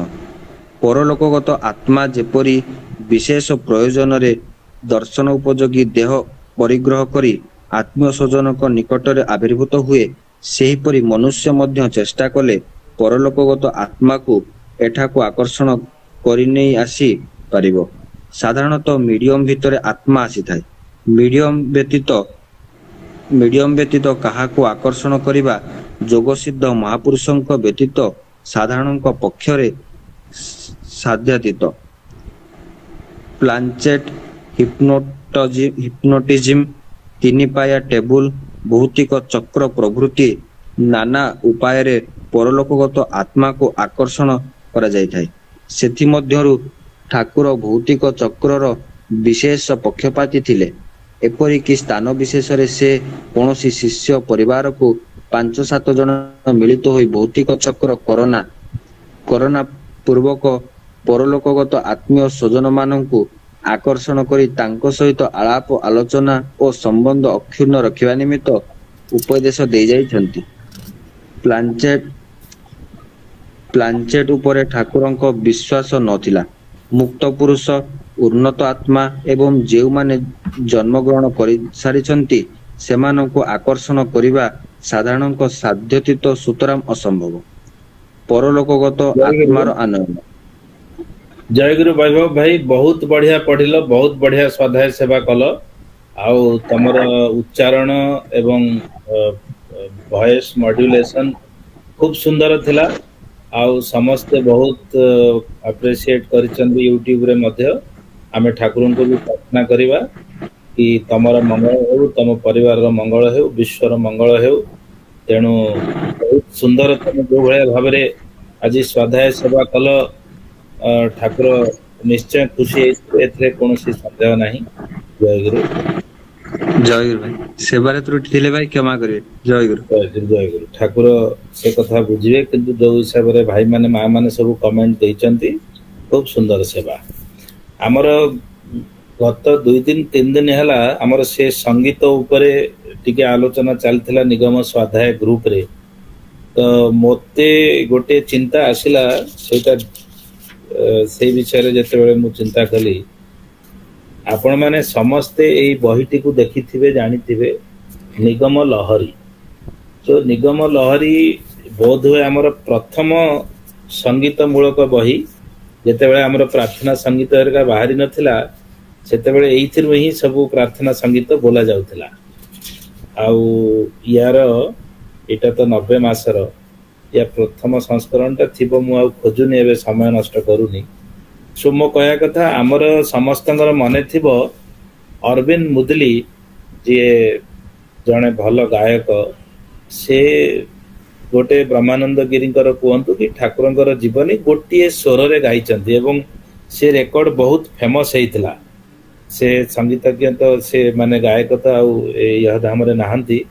ତାଙ୍କର ଆତ୍ମାର ମଙ୍ଗଳ ପାଇଁ ଆମେ ପ୍ରାର୍ଥନା କରିବା। କିନ୍ତୁ ଏ ନିଗମ ଲହରୀରେ ଠାକୁରଙ୍କର ପୁରା ଜୀବନୀ ବିଭିନ୍ନ ତାଳରେ, ବିଭିନ୍ନ ଛନ୍ଦରେ, ବିଭିନ୍ନ ଭଙ୍ଗୀରେ, ବିଭିନ୍ନ ଢଙ୍ଗିରେ ଲେଖା ହେଇଛି। ଖୁବ ସୁନ୍ଦର ଭାଷା ଏବଂ ଖୁବ ସୁନ୍ଦର ଭାବ ମଧ୍ୟ। ତ ଆମର ଟୁନା ଭାଇ ତ ଅଛନ୍ତି, ଶୁଣୁଛନ୍ତି, ସେ ଯଦି ଏପଟକୁ ପଳେଇ ଆସିବେ ବି ଆହୁରି ସୁନ୍ଦର, ଆମେ ଟିକେ ଆଲୋଚନାଟାକୁ ଆଜି କରିପାରନ୍ତେ। ତେଣୁ ସେ ଯେହେତୁ ଆମର ସଙ୍ଗୀତ ବିଭାଗର ପ୍ରମୁଖ, ତେଣୁ ତାଙ୍କର ବି ସଜେସନ ନେବାଟା ପ୍ରଥମେ ଆବଶ୍ୟକ। ଯଦି ଆମେ ଆକୁ ରେକର୍ଡ କରିପାରିବା, ଆମରି ସବୁ ଭାଇମାନେ ମା ମାନେ ଗାଇବେ ବିଭିନ୍ନ ସ୍ୱରରେ, ପ୍ରପର ମାନେ ଷ୍ଟୁଡିଓ ଆଟମୋସ୍ଫିୟରରେ। ଯଦି ଆମେ ଆକୁ ଗାଇକି ଗୋଟେ ସୁନ୍ଦର ରେକର୍ଡିଂ କରିପାରିବା, ମତେ ଲାଗୁଛି ଏଇଟା ବହୁତ ଆଦୃତ ହବ। ଏବଂ ଅନ୍ୟ ଭାବରେ ଯେମିତି ଆମେ ଠାକୁରଙ୍କର ପୂତ ଜୀବନୀ ବିଭିନ୍ନ ଉପାୟରେ, ବିଭିନ୍ନ ପ୍ରସଙ୍ଗରେ, ବିଭିନ୍ନ ବହିରୁ ପଢିକି ଆମେ କେତେ ଆନନ୍ଦ ପାଉଛେ, ତ ଏଇଟାକୁ ଯଦି କରାଯାଇ ପାରନ୍ତା ଆହୁରି ସୁନ୍ଦର ହୁଅନ୍ତା। ପ୍ରଥମେ ଆମେ ଚିନ୍ତା କରିବା, ଯଦି ଡୁଏବୁଲ ହବ ତାହେଲେ ପୁଣି ଆମେ ଜନ୍ମୋତ୍ସବ ଦିନ ଠାକୁରଙ୍କୁ ଜଣେଇକି ଆମେ କେନ୍ଦ୍ର ସଂଘର ଅନୁମତି ନେଇକି ପରବର୍ତ୍ତୀ ସମୟରେ ଆକୁ କେମିତି କ'ଣ କରାଯିବ, ସେ ବିଷୟ ଟିକେ ସମସ୍ତେ ଚିନ୍ତା କରିବା। जय गुरु वेलकम प्रपोजल खाली कहले हबनी भाई आपण ए मीट चैनल को आसंतु आसिक आपण कहंतु कहि दे कि लिखि दे कि खसी गले हबनी भाई कारण करिवे तो आपण ना जा क्षमा करिवे भाई। अच्छा ज्ञान भाई जय गुरु मु प्रश्न पढ़िबा आरंभ करूची हमर भाई आज आज टिके आपण 2 मिनिट समय ने भी आगे प्रश्न पढ़िबा पूर्व आगे एक्चुअली लास्ट वीक को दिन मोर मन नहीं आगे गोटे विषय रे टिके भूल धारणा समस्त हमें देइथिले आगे करेक्शन कर दबा आगे आगे करेक्शन कर दबा तापर जीवा गोटे थिला चैप्टर हमर आध्यात्मिक अनुभूति चैप्टर पढुथिले सरस परिचित असंजमी स्त्री ता विषय रे ठाकुर लिखिचंती आम मानक शैल को तो जानो ताकू मु भगवान को स्वामी भाव रे भजन करे उपदेश देइथिली आगे तापर कथा जानियो दरकार नै ए दी लाइन खाली एठी अछि आमे भाबिले जे से तोले कहिले शैल को जानो भगवान को स्वामी भाव रे भजन करे देइथिले आमे भाबिले से त्रिपुरा शैल मा हिथिबे किंतु ता परे एबे मु रविवार दिन पढुथिली कि शनिवार दिन जीवनी बाणी पढुथिली ता एठी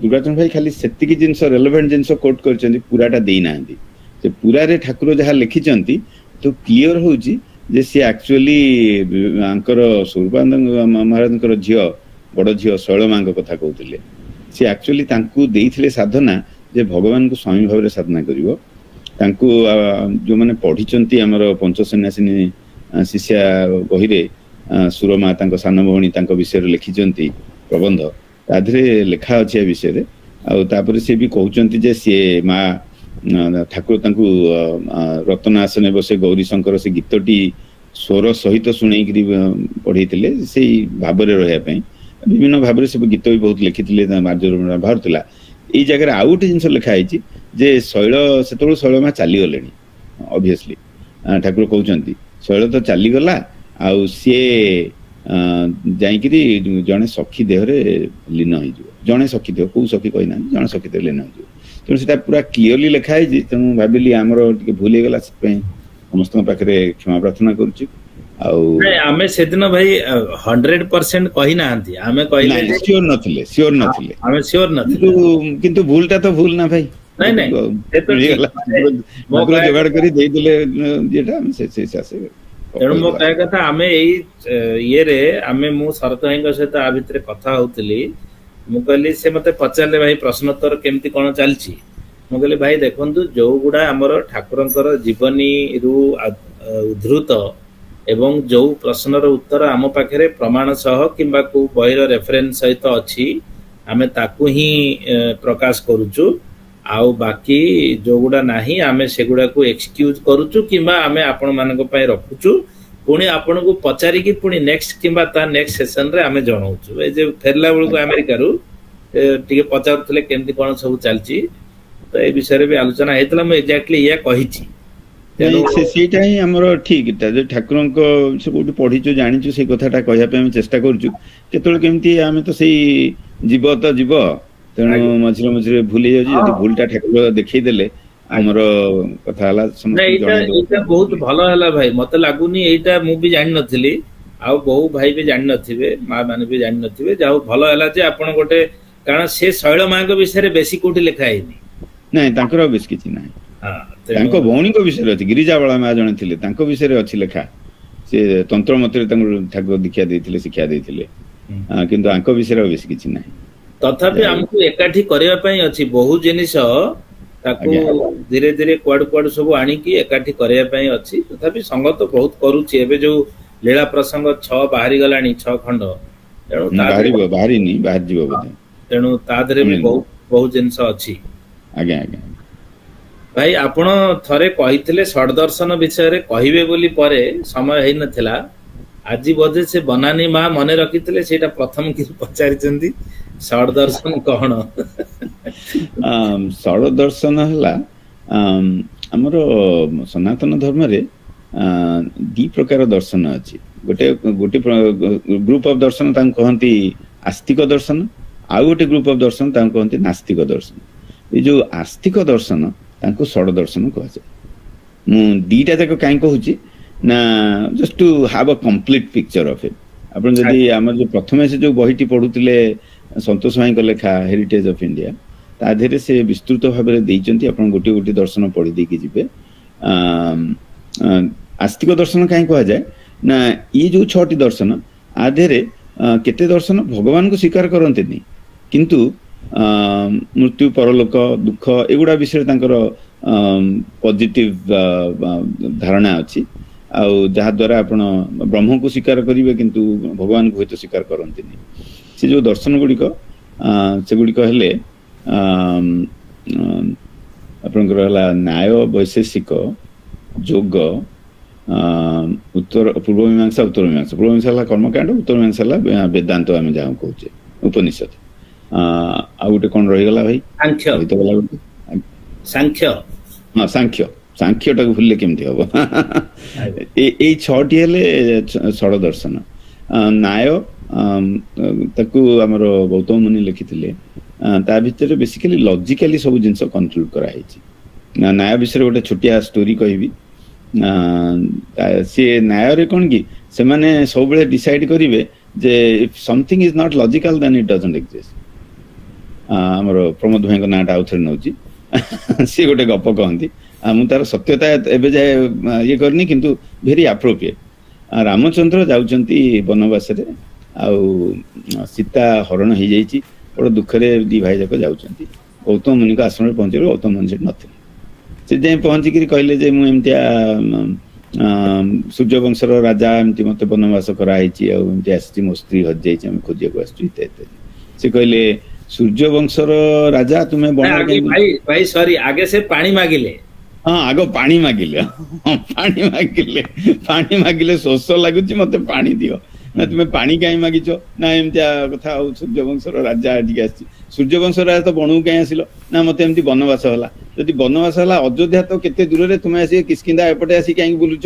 ତୁମେ ତ ସେଠି ରହିଥାନ୍ତ। ଏମିତି କୋଶ୍ଚିନ୍ କଲେ ଯେ ଆଉ ସିଏ କହିଲେ ଠିକ ଅଛି, ମତେ ଶୋଷ ମରିଗଲାଣି, ମୁଁ ଯାଉଛି। ତାପରେ ସେଠି ତାଙ୍କୁ ଗୋଟେ ଅଭିଶାପ ଦେଇଥିଲେ ଯେ ନ୍ୟାୟ ପଢିବ ସିଏ ତା ପର ଜନ୍ମରେ କୋଉ ଗୋଟେ ପଶୁ ଗୋଟେ ହେଇକି ଜନ୍ମ ହବ। ମୋ ବର୍ତ୍ତମାନ ମନେ ପଡୁନି, ଗଧର୍ବ ହବ ନା କଣ ଏମିତି ଗୋଟେ। ଏମିତି ସେ କହିଦେଇ ପଳେଇଲେ। ସେଠୁ ମୁନି ଯେତେବେଳେ ଆସିଲେ ତାଙ୍କୁ ଏମିତି କୁହାହେଲା ଯେ ଏମିତି ଏମିତି ହେଇଛି। ସେ ସେଠୁ ଯାଇକିରି ତାଙ୍କୁ ଆଣିକିରି କ୍ଷମା ମାଗିଲେ। ସେ ସେଠୁ କହିଲେ ଠିକ ଅଛି, ଯଦି ତାର ଇଏ ବେଦାନ୍ତ ଦର୍ଶନଟା ନ ପଢି ଯଦି ନ୍ୟାୟ ପଢିବ ତାହେଲେ ଏଇ ଜନ୍ମ ପ୍ରାପ୍ତ ହବ। କାହିଁକି ନା ଆପଣ ଯଦି ଫୋକସ କରୁନାହାନ୍ତି ବ୍ରହ୍ମଙ୍କ ଉପରେ, ଖାଲି ଆର୍ଗୁମେଣ୍ଟ କରୁଛନ୍ତି, ତା ଦ୍ୱାରା କି ସିଦ୍ଧ ହୁଏନି। କହିବା ବାହୁଲ୍ୟ, ନ୍ୟାୟ ଦର୍ଶନ ବ୍ରହ୍ମଙ୍କୁ ସ୍ୱୀକାର କରେନି କି ଅସ୍ୱୀକାର କରେନି। ସାଂଖ୍ୟ ପ୍ରକୃତି ଠାରୁ ଆରମ୍ଭ କରିଛି, କିନ୍ତୁ ପୁରୁଷ କହିବେ ବହୁ, ସାଂଖ୍ୟ କହିବ ସାଂଖ୍ୟ ମତରେ। କିନ୍ତୁ ସାଂଖ୍ୟକୁ ଯେତେବେଳେ ବେଦାନ୍ତରେ ଆଡ୍ କରିଦେବେ, ଏ ଯୋଉ ଚତୁର୍ବିଂଶତି ତତ୍ତ୍ୱ ଆମେ ପଢୁଛେ ସେଟା ସାଂଖ୍ୟରୁ ଆସିଛି। ତା ଦେହରେ ଆଉ ଗୋଟେ ତତ୍ତ୍ୱ ଆଡ୍ କରିଦିଅନ୍ତୁ, ପୁରୁଷ ରୁ ଏକ ପ୍ରକୃତିରୁ ବହୁ ହେଇଛନ୍ତି, ଜୀବାତ୍ମା ହେଇଛନ୍ତି। ସେ ଧାରଣାଟା କରିଦେଲା ପରେ ତାର ଆସିଯାଏ, ଆସ୍ତିକତା ବେଶୀ ବଢିଯାଏ। ଏମିତି ହେଇକିରି ପୂର୍ବ ମୀମାଂସାଟା ହଉଛି ଖାଲି ଆପଣ ଯୋଗ ତ ଜାଣିଛନ୍ତି, ଆମର ପାତଞ୍ଜଳ ଯୋଗ ଦର୍ଶନ ସେ ଲେଖିଥିଲେ, ଯୋଗ ସୂତ୍ର ଲେଖିଥିଲେ। ତାପରେ ପୂର୍ବ ମୀମାଂସା ଆମର ଜୈମିନୀ ଋଷି ଲେଖିଥିଲେ, ସେ ହଉଛି କର୍ମକାଣ୍ଡ ଉପରେ। ଆପଣଙ୍କର ଯଦି ବେଦକୁ ଡିଭାଇଡ କରିବେ 3 ପାର୍ଟରେ, ନା 2 ପାର୍ଟରେ କରନ୍ତୁ। ଗୋଟେ ପାର୍ଟ ହଉଛି ବେସିକାଲି ସ୍ତୋତ୍ର କର୍ମକାଣ୍ଡ, ସେକେଣ୍ଡ ପାର୍ଟଟି ହଉଛି ଜ୍ଞାନକାଣ୍ଡ, ଯୋଉଟା କି ଉପନିଷଦ ବୋଲି କୁହାଯାଏ। ତେଣୁ ପୂର୍ବ ମୀମାଂସା ହଉଛି କର୍ମକାଣ୍ଡ, ଆଉ ଉତ୍ତର ମୀମାଂସା ହଉଛି ଜ୍ଞାନକାଣ୍ଡ, ଯୋଉଟା କି ଆମର ମହର୍ଷି ବ୍ୟାସଦେବ ଲେଖିଥିଲେ। ଏଇଟା ଭେରି ବ୍ରିଫଲି କହିଲି। ଯଦି ପୁରା ବିସ୍ତୃତ ଭାବେ ଜାଣିବାକୁ ଚାହାନ୍ତି, ଏଠି ତ ଆମର ସମୟ ନାହିଁ, ଆପଣ ସେଇ ହେରିଟେଜ ଅଫ ଇଣ୍ଡିଆର ସେଇ ସେକ୍ସନ ଗୁଡା ପଢିଦେବେ, ବହୁତ ମୋଟା ବହି, କିନ୍ତୁ ସବୁ ସେକ୍ସନରେ ଆପଣଙ୍କୁ ବେଶୀ ସମୟ ଖର୍ଚ୍ଚ କରିବାକୁ ପଡିବନି। 3 ପେଜ 4 ପେଜରେ ଲେଖା ହେଇଛି, ବହୁତ ବଢିଆ ଭାବରେ ଭାଇ ବୁଝେଇଛନ୍ତି, ପଢନ୍ତୁ। ତା ଉପରେ କିଛି କୋଶ୍ଚିନ୍ ଅଛି ପଚାରିବେ, we can go into that. ଭାଇ ବାକି ନାସ୍ତିକ ଦର୍ଶନ ଯୋଉ 4ଟା ସେଇଟା ବି କହିଦିଅନ୍ତୁ। ଆଜ୍ଞା 6ଟା ଯୋଉ ନାସ୍ତିକ ଦର୍ଶନ ଅଛି, ତାର ସନାତନ ଧର୍ମର ସବୁ ନାସ୍ତିକ ଦର୍ଶନକୁ ମିଶେଇ ଦେଇକିରି ଚାର୍ବାକ ମତ କୁହାଯାଇଛି। ଚାର୍ବାକଙ୍କର ମତଟାକୁ ଆପଣ ଗୋଟେ ଲାଇନରେ କହିବେ, ଯଦି ଯାବତ୍ ଜୀବେତ୍ ସୁଖଂ ଜୀବେତ୍ ଋଣଂ କୃତା ଘୃତଂ ପିବେତ୍ ଭସ୍ମୀଭୂତସ୍ୟ ଦେହସ୍ୟ ପୁନରାଗମନ କୃତ। ଯେତେ ଦିନ ଯାଏ ବଞ୍ଚିଛ ଭଲକିରି ଘିଅ ପିଇକିରି ବଞ୍ଚ, ଋଣ କରିକିରି ଖାଅ, ଘିଅ ଖାଅ।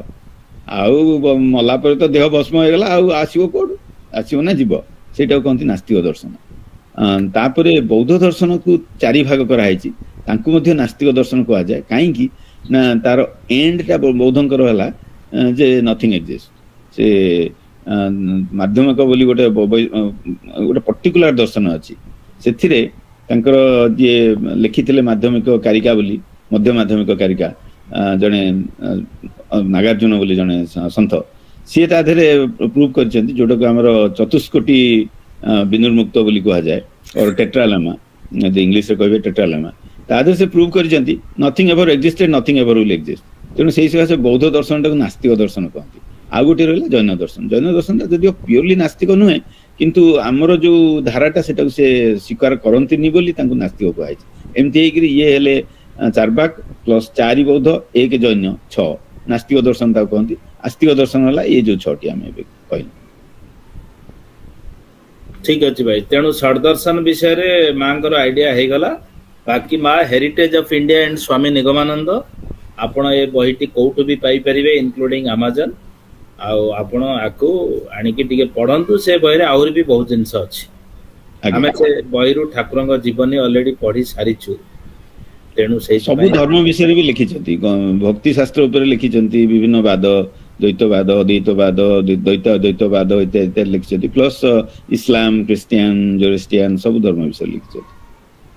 ଭାଇ ଆମର ଅଜିତ ରଞ୍ଜନ ଧର ଭାଇ ପଚାରୁଛନ୍ତି ଯେ ମରିଛି ଏହି ଜ୍ଞାନ ଜାଗ୍ରତ ହେବାକୁ କଣ ପାଇଁ 2-3 ବର୍ଷ ଲାଗିଥାଏ? ଠାକୁର ଏ ଯୋଉ କଥାଟି କହିଲେ ସେଠି ଆକ୍ଚୁଆଲି କହିଛନ୍ତି ଯେ କେତେ ଜଣଙ୍କୁ 2-3 ବର୍ଷ ଲାଗିଥାଏ, ସମସ୍ତଙ୍କୁ ନୁହଁ। ସେଟା ତାର କ୍ୱାଲିଫିକେସନଟା ହଉଛି ଭାଇ ଯୋଉମାନେ ଯେତେ ନିମ୍ନ ଧରଣର, ସେମାନଙ୍କର ଯଦି ତାଙ୍କର ଆଧ୍ୟାତ୍ମିକ ଉନ୍ନତି ହେଇନି, ବହୁତ ତଳେ ଅଛନ୍ତି, ସେମାନଙ୍କର ଅଧିକା ସମୟ ଲାଗେ। କାହିଁକି ଲାଗେ ନା ତାଙ୍କର ଆଧ୍ୟାତ୍ମିକ ଉନ୍ନତି ହେଇନି, ତାଙ୍କ ଭିତରେ ସେ ଧାରଣାଟା ନାହିଁ ଯେ ସୂକ୍ଷ୍ମ ଶରୀର କଣ, ସ୍ଥୂଳ ଶରୀର କଣ, କାରଣ ଶରୀର କଣ, ଏସବୁ ଧାରଣା ଗୁଡାକ ହେଇନି। ଗୁରୁଙ୍କ ପାଖରେ ଆସି ସେବା କରିନାହାନ୍ତି, କି ଭଗବାନଙ୍କୁ ବିଶ୍ୱାସ କରୁନାହାନ୍ତି, କି ଭଗବାନଙ୍କୁ ଯାଇକି ତାଙ୍କ ପାଖରେ ମୁଣ୍ଡିଆଟି ମାରିନାହାନ୍ତି। ଖାଲି ମୁଣ୍ଡିଆ ମାରିକିରି ମତେ ପଇସା ଦିଅ ବି କହିଲେ ବି ତାଙ୍କର ଟିକେ ଆଧ୍ୟାତ୍ମିକ ଉନ୍ନତି ହେଇଛି। ତା ବିଷୟରେ ଗୋଟେ ଜାଗାରେ ମୁଁ ପଢିଥିଲି, ବହୁତ ସର୍ଟରେ କହୁଛି କାହିଁକିନା ସମୟ ଲାଗିବ ତା ପାଇଁ। ସେ ଯୋଉ ଚେତନାର ବିଭିନ୍ନ ସ୍ତର ବୋଲି ଗୋଟେ ଜାଗାରେ ପଢିଥିଲି, ହଉଛି ଜଣେ ବେଦାନ୍ତ ସାର ବୋଲି ଜଣେ, ତାଙ୍କ ନାଁଟା ମୋର ବର୍ତ୍ତମାନ ମନେ ପଡୁନି, ଜଣେ 400-500 ବର୍ଷ ତଳେ ଲେଖିଥିଲେ ସାଧୁ ଜଣେ, ବେଦାନ୍ତ ସାର। ତା ଦେହରେ ସେ କହୁଛନ୍ତି ସବୁଠାରୁ ନିକୃଷ୍ଟ ଷ୍ଟେଟ୍ ଅଫ ହ୍ୟୁମାନ ବିଙ୍ଗସ୍, ସେମାନେ ଦେହାତ୍ମବୋଧର ଆହୁରି ତଳେ। ସେ କହିବେ ମୋ ପିଲା ହିଁ ମୁଁ, ତାପରେ ଆସିବ ମୋ ଦେହଟା ହଉଛି ମୁଁ, ତାପରେ ଧୀରେ ଧୀରେ ମୋ ଇନ୍ଦ୍ରିୟ ମାନେ ମୁଁ, ତାପରେ ମୋ ମନ ମୁଁ, ଏମିତି ହେଇକି ଯାଇକି ମୁଁ ଏଗୁଡା କିଛି ନୁହଁ, ଯୋଉଟା ବେଦାନ୍ତ ଦର୍ଶନରେ ଯାଇ ପହଞ୍ଚିବ। ତେଣୁ ଏଇ ଲେଭେଲରେ ଯୋଉମାନେ ପୁରା ଲୋଏଷ୍ଟ ଲେଭେଲରେ ଥାଆନ୍ତି, ସେମାନଙ୍କୁ ଟିକେ ଅଧିକା ସମୟ ଲାଗେ, କାହିଁକିନା ତାଙ୍କର ଏଇ ସଂସ୍କାର ଗୁଡା କିଛି ନଥାଏ। ବହୁତ କଷ୍ଟ ପାଇ ଧୀରେ ଧୀରେ ସେ ଶରୀରଟି ତାଙ୍କର ଗଠିତ ହୁଏ। ଆମର ପ୍ରେମାନନ୍ଦ ମିଶ୍ର ଭାଇ ପଚାରୁଛନ୍ତି ଭୂତ ପ୍ରତି ଭୟ କଣ ସଂସ୍କାର ପ୍ରସୂତ? ଆଜ୍ଞା, ଡେଫିନେଟଲି ସେ ଗୋଟେ ଆମର ସଂସ୍କାର ପୂର୍ବ ଜନ୍ମର ହଉ କି ନାହିଁ, ଏଇ ଜନ୍ମରେ ତ ସମସ୍ତେ କହନ୍ତି ନା ଭୂତ ଦେଖିଲେ ଡରିଗଲି, ସେ ଗୋଟେ ସଂସ୍କାର ଆମର ହେଇଯାଇଛି। ତେଣୁ ତା ଦ୍ୱାରା ଆମକୁ ଭୂତ, ଯଦିଓ ଭୂତ ଆମେ ଦେଖିନେ, କିନ୍ତୁ କାଳେ ଭୂତ ଥିବ ବୋଲି ଡର ଲାଗେ। ସେ ଆମର ଯେମିତି ଯୋଗେନ୍ଦ୍ର ମୋହିନୀ କହିଲେ, ଆରେ ତୁ ଡରୁଛୁ କଣ, ମୁଁ ଯେମିତି ତୋର ମା, ସେ ସେମିତି ଜଗତର ମା। ଆଉ ତେଣୁ ଆମକୁ ସେମିତି କେହି କହିବାକୁ ନାହିଁ, ଆମକୁ ତ ଡରେଇବା ପାଇଁ କୁହନ୍ତି, ରାତିରେ ତୁ ବାହାର ନା ଭୂତ ଆସିବ। ତେଣୁ ପ୍ରଥମରୁ ଆମର ଗୋଟେ ସଂସ୍କାର ଦେଇ ଦିଆଗଲା, ଆଉ କଣ। ହଁ, ସେ ସଂସ୍କାରଟା ଆଉ କିଛି ନୁହଁ। ଆଜ୍ଞା। ତାପରେ ସେ ପଚାରୁଛନ୍ତି ଭୂତ କାହାକୁ ଭୟ କରେ? ଆଜି ପଢିଲେ ସେ କହୁଛନ୍ତି ଭୂତ କାହାକୁ ଭୟ କରେ ନା, ସେ ଯାହା ପାଖରେ ପାପ କରିଥାଏ ତାକୁ ହିଁ ଭୟ କରେ, କାହିଁକିନା ସିଏ ତାକୁ ମାରି ଗୋଡାଏ। ଏଠି କହିନାହାନ୍ତି ସେ। ତେଣୁ ଏ ଲୋକରେ ଯଦି କିଏ ଆମ କିଛି ଅନ୍ୟାୟ କରିଥାଏ, ସେ ନ୍ୟାୟଟା ପାଇବା ପାଇଁ ଆମେ ଗୋଟେ ଥାର୍ଡ ପର୍ସନକୁ ଯିବାକୁ ପଡୁଛି। କୋର୍ଟକୁ ଯାଆନ୍ତୁ, ଯୋଉଠି ପୋଲିସ ପାଖକୁ ଯାଆନ୍ତୁ, ଯୋଉଠି ଯାଆନ୍ତୁ, ସେଠି ଆଉ ପୋଲିସ କୋର୍ଟ କିଛି ନାହିଁ। ଯିଏ ଭୁଲ କରିଛି, ସିଏ ଯାହା ପାଖରେ ଭୁଲ ହେଇଛି, ସିଏ ତାକୁ ଦଣ୍ଡ ଦବ। ତେଣୁ ଭୂତ ମରିଗଲା ପରେ ତାର ଯେତେ ଭୁଲ ଭାଲ କରିଥାଏ, କାହାର କେତେ ଅନ୍ୟାୟ କରିଥାଏ, ଯାହାଙ୍କ ପାଖରେ ଅନ୍ୟାୟ କରିଥାଏ, ସିଏ ଆସନ୍ତି ତାକୁ ମାରିବାକୁ। ଆର ଗୋଟେ ଭଲ ଉଦାହରଣ ଆମର ମା ଲେଖିଛନ୍ତି, ନୀଳାଚଳ ଠାକୁର ନିଗମାନନ୍ଦରେ ନାରାୟଣୀ ମା ଲେଖିଛନ୍ତି। ଯେତେବେଳେ ଠାକୁର ଜ୍ଞାନୀଗୁରୁଙ୍କ ପାଖରେ ଥିଲେ, ତାଙ୍କର ଗୋଟେ ସେ ବେତାଳ ରଖିଥିଲେ, ତାଙ୍କୁ ନେଇକି ସବୁ ଅମାବାସ୍ୟା ଦିନ ଗୋଟେ ବଳି ଦିଅନ୍ତି, ମାଂସ ବଳି ଦିଅନ୍ତି। ଦେହ ଖରାପ ହେଇଗଲା ଗୁରୁଙ୍କର, ତେଣୁ ଶିଷ୍ୟଙ୍କୁ କହିଲେ ତୁମେ ଯାଇ ଟିକେ କରିଦେଇକି ଆସ। ଶିଷ୍ୟ ଯାଇ କରିଦେଇକି ଆସିଲେ। ତାପରେ ଆସି କହୁଛନ୍ତି ତମ ଭଳିଆ ବୈଦାନ୍ତିକ ଜ୍ଞାନୀ ଏମିତିଆ ଲୋକଙ୍କୁ କାହିଁ ରଖିଛି, ଏମିତିଆ ଗୋଟେ ଶକ୍ତି କାହିଁ ରଖିଛି? ସେ କହିଲେ ନାଇଁ ଏମିତି ଅବସ୍ଥା, ଆମେ ତ ବଣ ଜଙ୍ଗଲରେ ଯାଉଛୁ, କେତେବେଳେ କେମିତି ବାଘ ଭାଲୁ ଆସିବେ, କଣ କରିବେ, ସେ ବଞ୍ଚିବା ପାଇଁ ରଖିଛି। ନାଇଁ ନାଇଁ ରଖନ୍ତୁନି ତାକୁ, ମୁଁ ତାକୁ କଣ କରିବି, ମୁଁ ତ ସେ ଆସିଗଲାଣି, ମୁଁ ତ କିଛି କରିପାରୁନି, ନା ମୁଁ ତାକୁ ବ୍ୟବସ୍ଥା କରିଦେବି। ସେ ସେଠୁ ଗଲେ ଗୋଟେ ନାଗା ସାଧୁକୁ ଦେଇକି ତାକୁ ବିକ୍ରି କରିଦେଲେ। ସେ ଗଲା। ସିଏ ବହୁ ଦିନ ପରେ ଠାକୁର କାଶୀରେ ଅଛନ୍ତି, ଯାଉଛନ୍ତି ଗଙ୍ଗା ସ୍ନାନ କରିବାକୁ। ଗଙ୍ଗା ସ୍ନାନ କରି ଫେରିଲା ବେଳକୁ ଦେଖୁଛନ୍ତି ଗୋଟେ କୁକୁରଟେ ତାଙ୍କୁ ମାରିକି ଗୋଡଉଛି।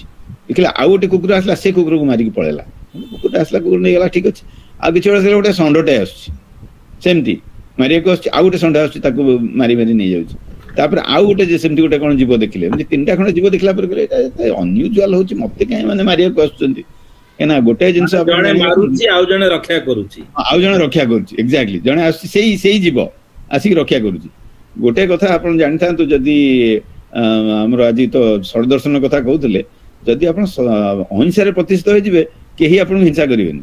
ଠାକୁରଙ୍କୁ କେହି ହିଂସା କଲା ବାଲା ନଥିଲେ, ତେଣୁ ଇଏ ହିଂସା କାହିଁକି କଲେ? ତାଙ୍କ ମନରେ ସେଟା ଗୋଟେ ଆସିଲା। ଯେମିତି ତାଙ୍କ ଇଏରେ ପହଞ୍ଚିଗଲେ, ଯୋଉଠି ରହୁଥିଲେ ସେ ଟିକେ ଧ୍ୟାନସ୍ଥ ହେଇଗଲେ।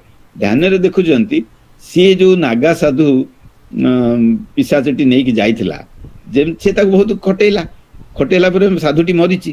ମଲା ପରେ ସେ ପିଶାଚଟି ନାଗା ସାଧୁ ପଛରେ ଗୋଡଉଛି ତାକୁ ମାରିବାକୁ। ଆଉ ଇଏ ଡରୁଛି। ଆଉ ଏମିତି ଅବସ୍ଥାରେ ସେମାନେ ଗୋଡିଆ ଗୋଡି ମରାମରି ହଉଛନ୍ତି। ଠାକୁରଙ୍କୁ ଯେମିତି ଦେଖିଲା ନାଗା ସାଧୁ ରାଗିଗଲା, ଏଇ ତ ମତେ ବିକ୍ରି କରିଥିଲା ଏଇ ଲୋକଟାକୁ, ଯାହା ପାଇଁ ମୁଁ ହଇରାଣ ହଉଛି, ଆଉ ଆସିଲା ଠାକୁରଙ୍କୁ ମାରିବାକୁ। ଠାକୁରଙ୍କୁ ମାରିବାକୁ ଆସିଲା ବେଳକୁ ସେ ପିଶାଚ ଆସି ତାଙ୍କୁ ରକ୍ଷା କାହିଁ କରୁଛି? ନା ମତେ ତ ଗୋଟେ ଲୋକ ମିଳିଛି ତାକୁ ଦଣ୍ଡ ଦବାକୁ, ଇଏ କଣ ପଳଉଛି ଆଉ କାହାକୁ ଦଣ୍ଡ ଦବ? ଇଏ ମତେ ଭଲ କରିଥିଲା, ଏମିତି ଲୋକଟା ଦେଇଛି, ମୁଁ ତାକୁ ଦଣ୍ଡ ଦଉଛି।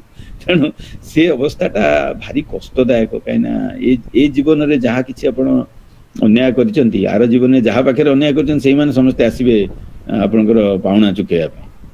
ତେଣୁ ଆମେ ତ ସବୁ ଠାକୁରଙ୍କ ଆଶ୍ରିତ, କାହା ପାଇଁ କାହିଁକି ଅନ୍ୟାୟ କରିବାନି, ମନରେ ସ୍ଥାନ ବି ଦବାନି ଯେ କାହାର ପ୍ରତି କାହାର ଅନ୍ୟାୟ ହେଇଯାଉ, କାହା ପ୍ରତି ଆମେ କୌଣସି ପ୍ରକାର ପାପ କାର୍ଯ୍ୟ କରେ ସେଟା ଆମେ କରିବାନି। କିନ୍ତୁ ଠାକୁର ସମସ୍ତଙ୍କ ସାଧାରଣ ଲୋକଙ୍କ ପାଇଁ ଏଟା ଗୋଟେ କହିଲେ। ବାକି ଭାଇ ପ୍ରେମାନନ୍ଦ ଭାଇ, ଆପଣ ଯଦି ଅନ୍ୟ ଅର୍ଥରେ ପଚାରୁଥିବେ, ଭୂତନାଥ କିମ୍ବା ଭୂତପତିଙ୍କୁ ଡରେ, ତେଣୁ ଯଦି ଆମେ ଠାକୁରଙ୍କୁ ଧରିବା ତାହେଲେ ଭୂତ ଆମର କିଛି କରିବନି। ଆଉ ମାନେ ଠାକୁର ବି ସେ ପୁଣି ପଚାରୁଛନ୍ତି, ମିଡିୟମ ଭିତରେ ଆତ୍ମା କଣ ବାସ୍ତବରେ ଆସେ? ନା, ଠାକୁର ଏଇଟା କ୍ଲିୟରଲି କହିଛନ୍ତି। କାହିଁକିନା ଠାକୁର ମିଡିୟମ ଭିତରେ ଆଣିକିରି ମାଙ୍କର ଗୀତ ଫିତ ଶୁଣୁଥିଲେ, ସବୁ କରୁଥିଲେ। ପରେ କହିଲେ, ମୁଁ ଯେତେବେଳେ ସାଧନା କଲା ପରେ ଜାଣିଲି ଯେ ମିଡିୟମ ଭିତରେ ଆତ୍ମା ଆସନ୍ତି ନାହିଁ।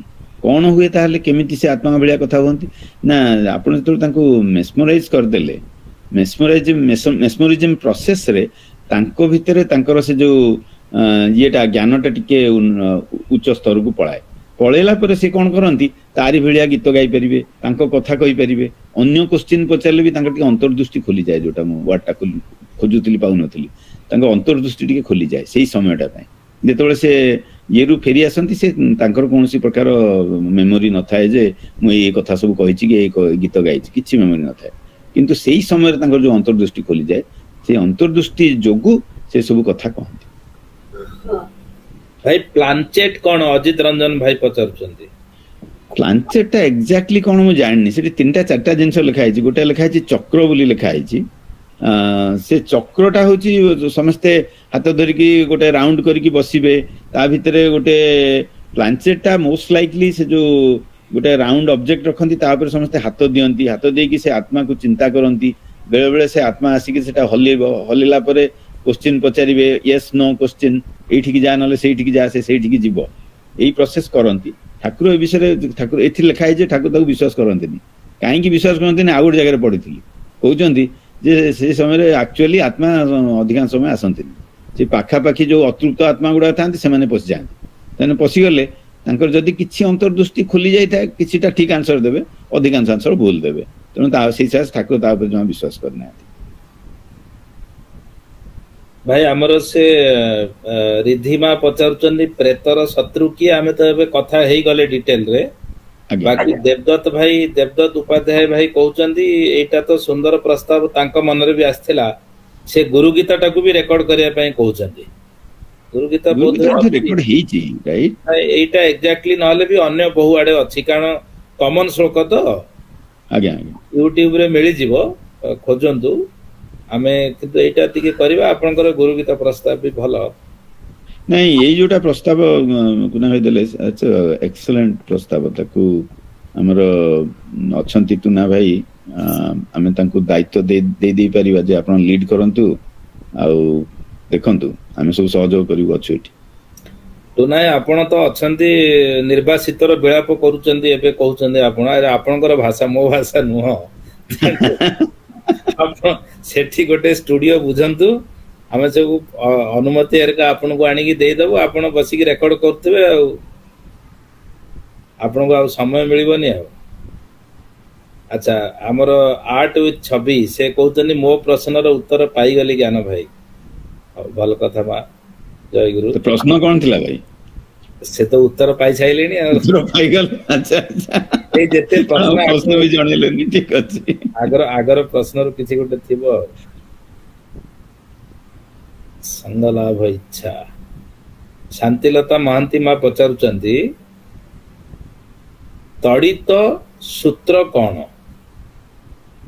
तड़ित सूत्र कोठी लेखा अछि पूरा सेंटेंस ता पढिले किछटा आईडिया हेई पारे किंतु एमिति हटात गोटे वर्ड तो मु किछि भाई मां तड़ी सूत्रटा बोधे जो दीटा बॉडी भितरे जो कनेक्शन ता थाए मला परे स्थूल शरीर पढिले किसे विषय रे भाई हां ई वर्ड ता सुनाली लागु भाई नाभि रज्जु सहित जो मां जो मृत शरीर जो संयोगटा थाए जेंति जन्म होला बेले पिलार मां सहित संयोग थाए पिलार मां सहित संयोग थाए सेंति मृतात्मा माने मृत देह जो मरुथिबा माने देह छाडुथिबा एवं सूक्ष्म शरीर प्रवेश करुथिबा आत्माटा रो जो संयोग पुराना शरीर को छाड़ी न थाए नूतन शरीर को पूरा प्रवेश करि न थाए सेटा तड़ित संयोग बोले कह जीवो कि भाई जय गुरु नहीं भाई थे पर के भाई आकु रिसर्च करिवा काली के आसीबा आंसर कारण पुराना छाड़ी नथिबो नुआ आसी नथिबो एते एका संगे हबो नै ना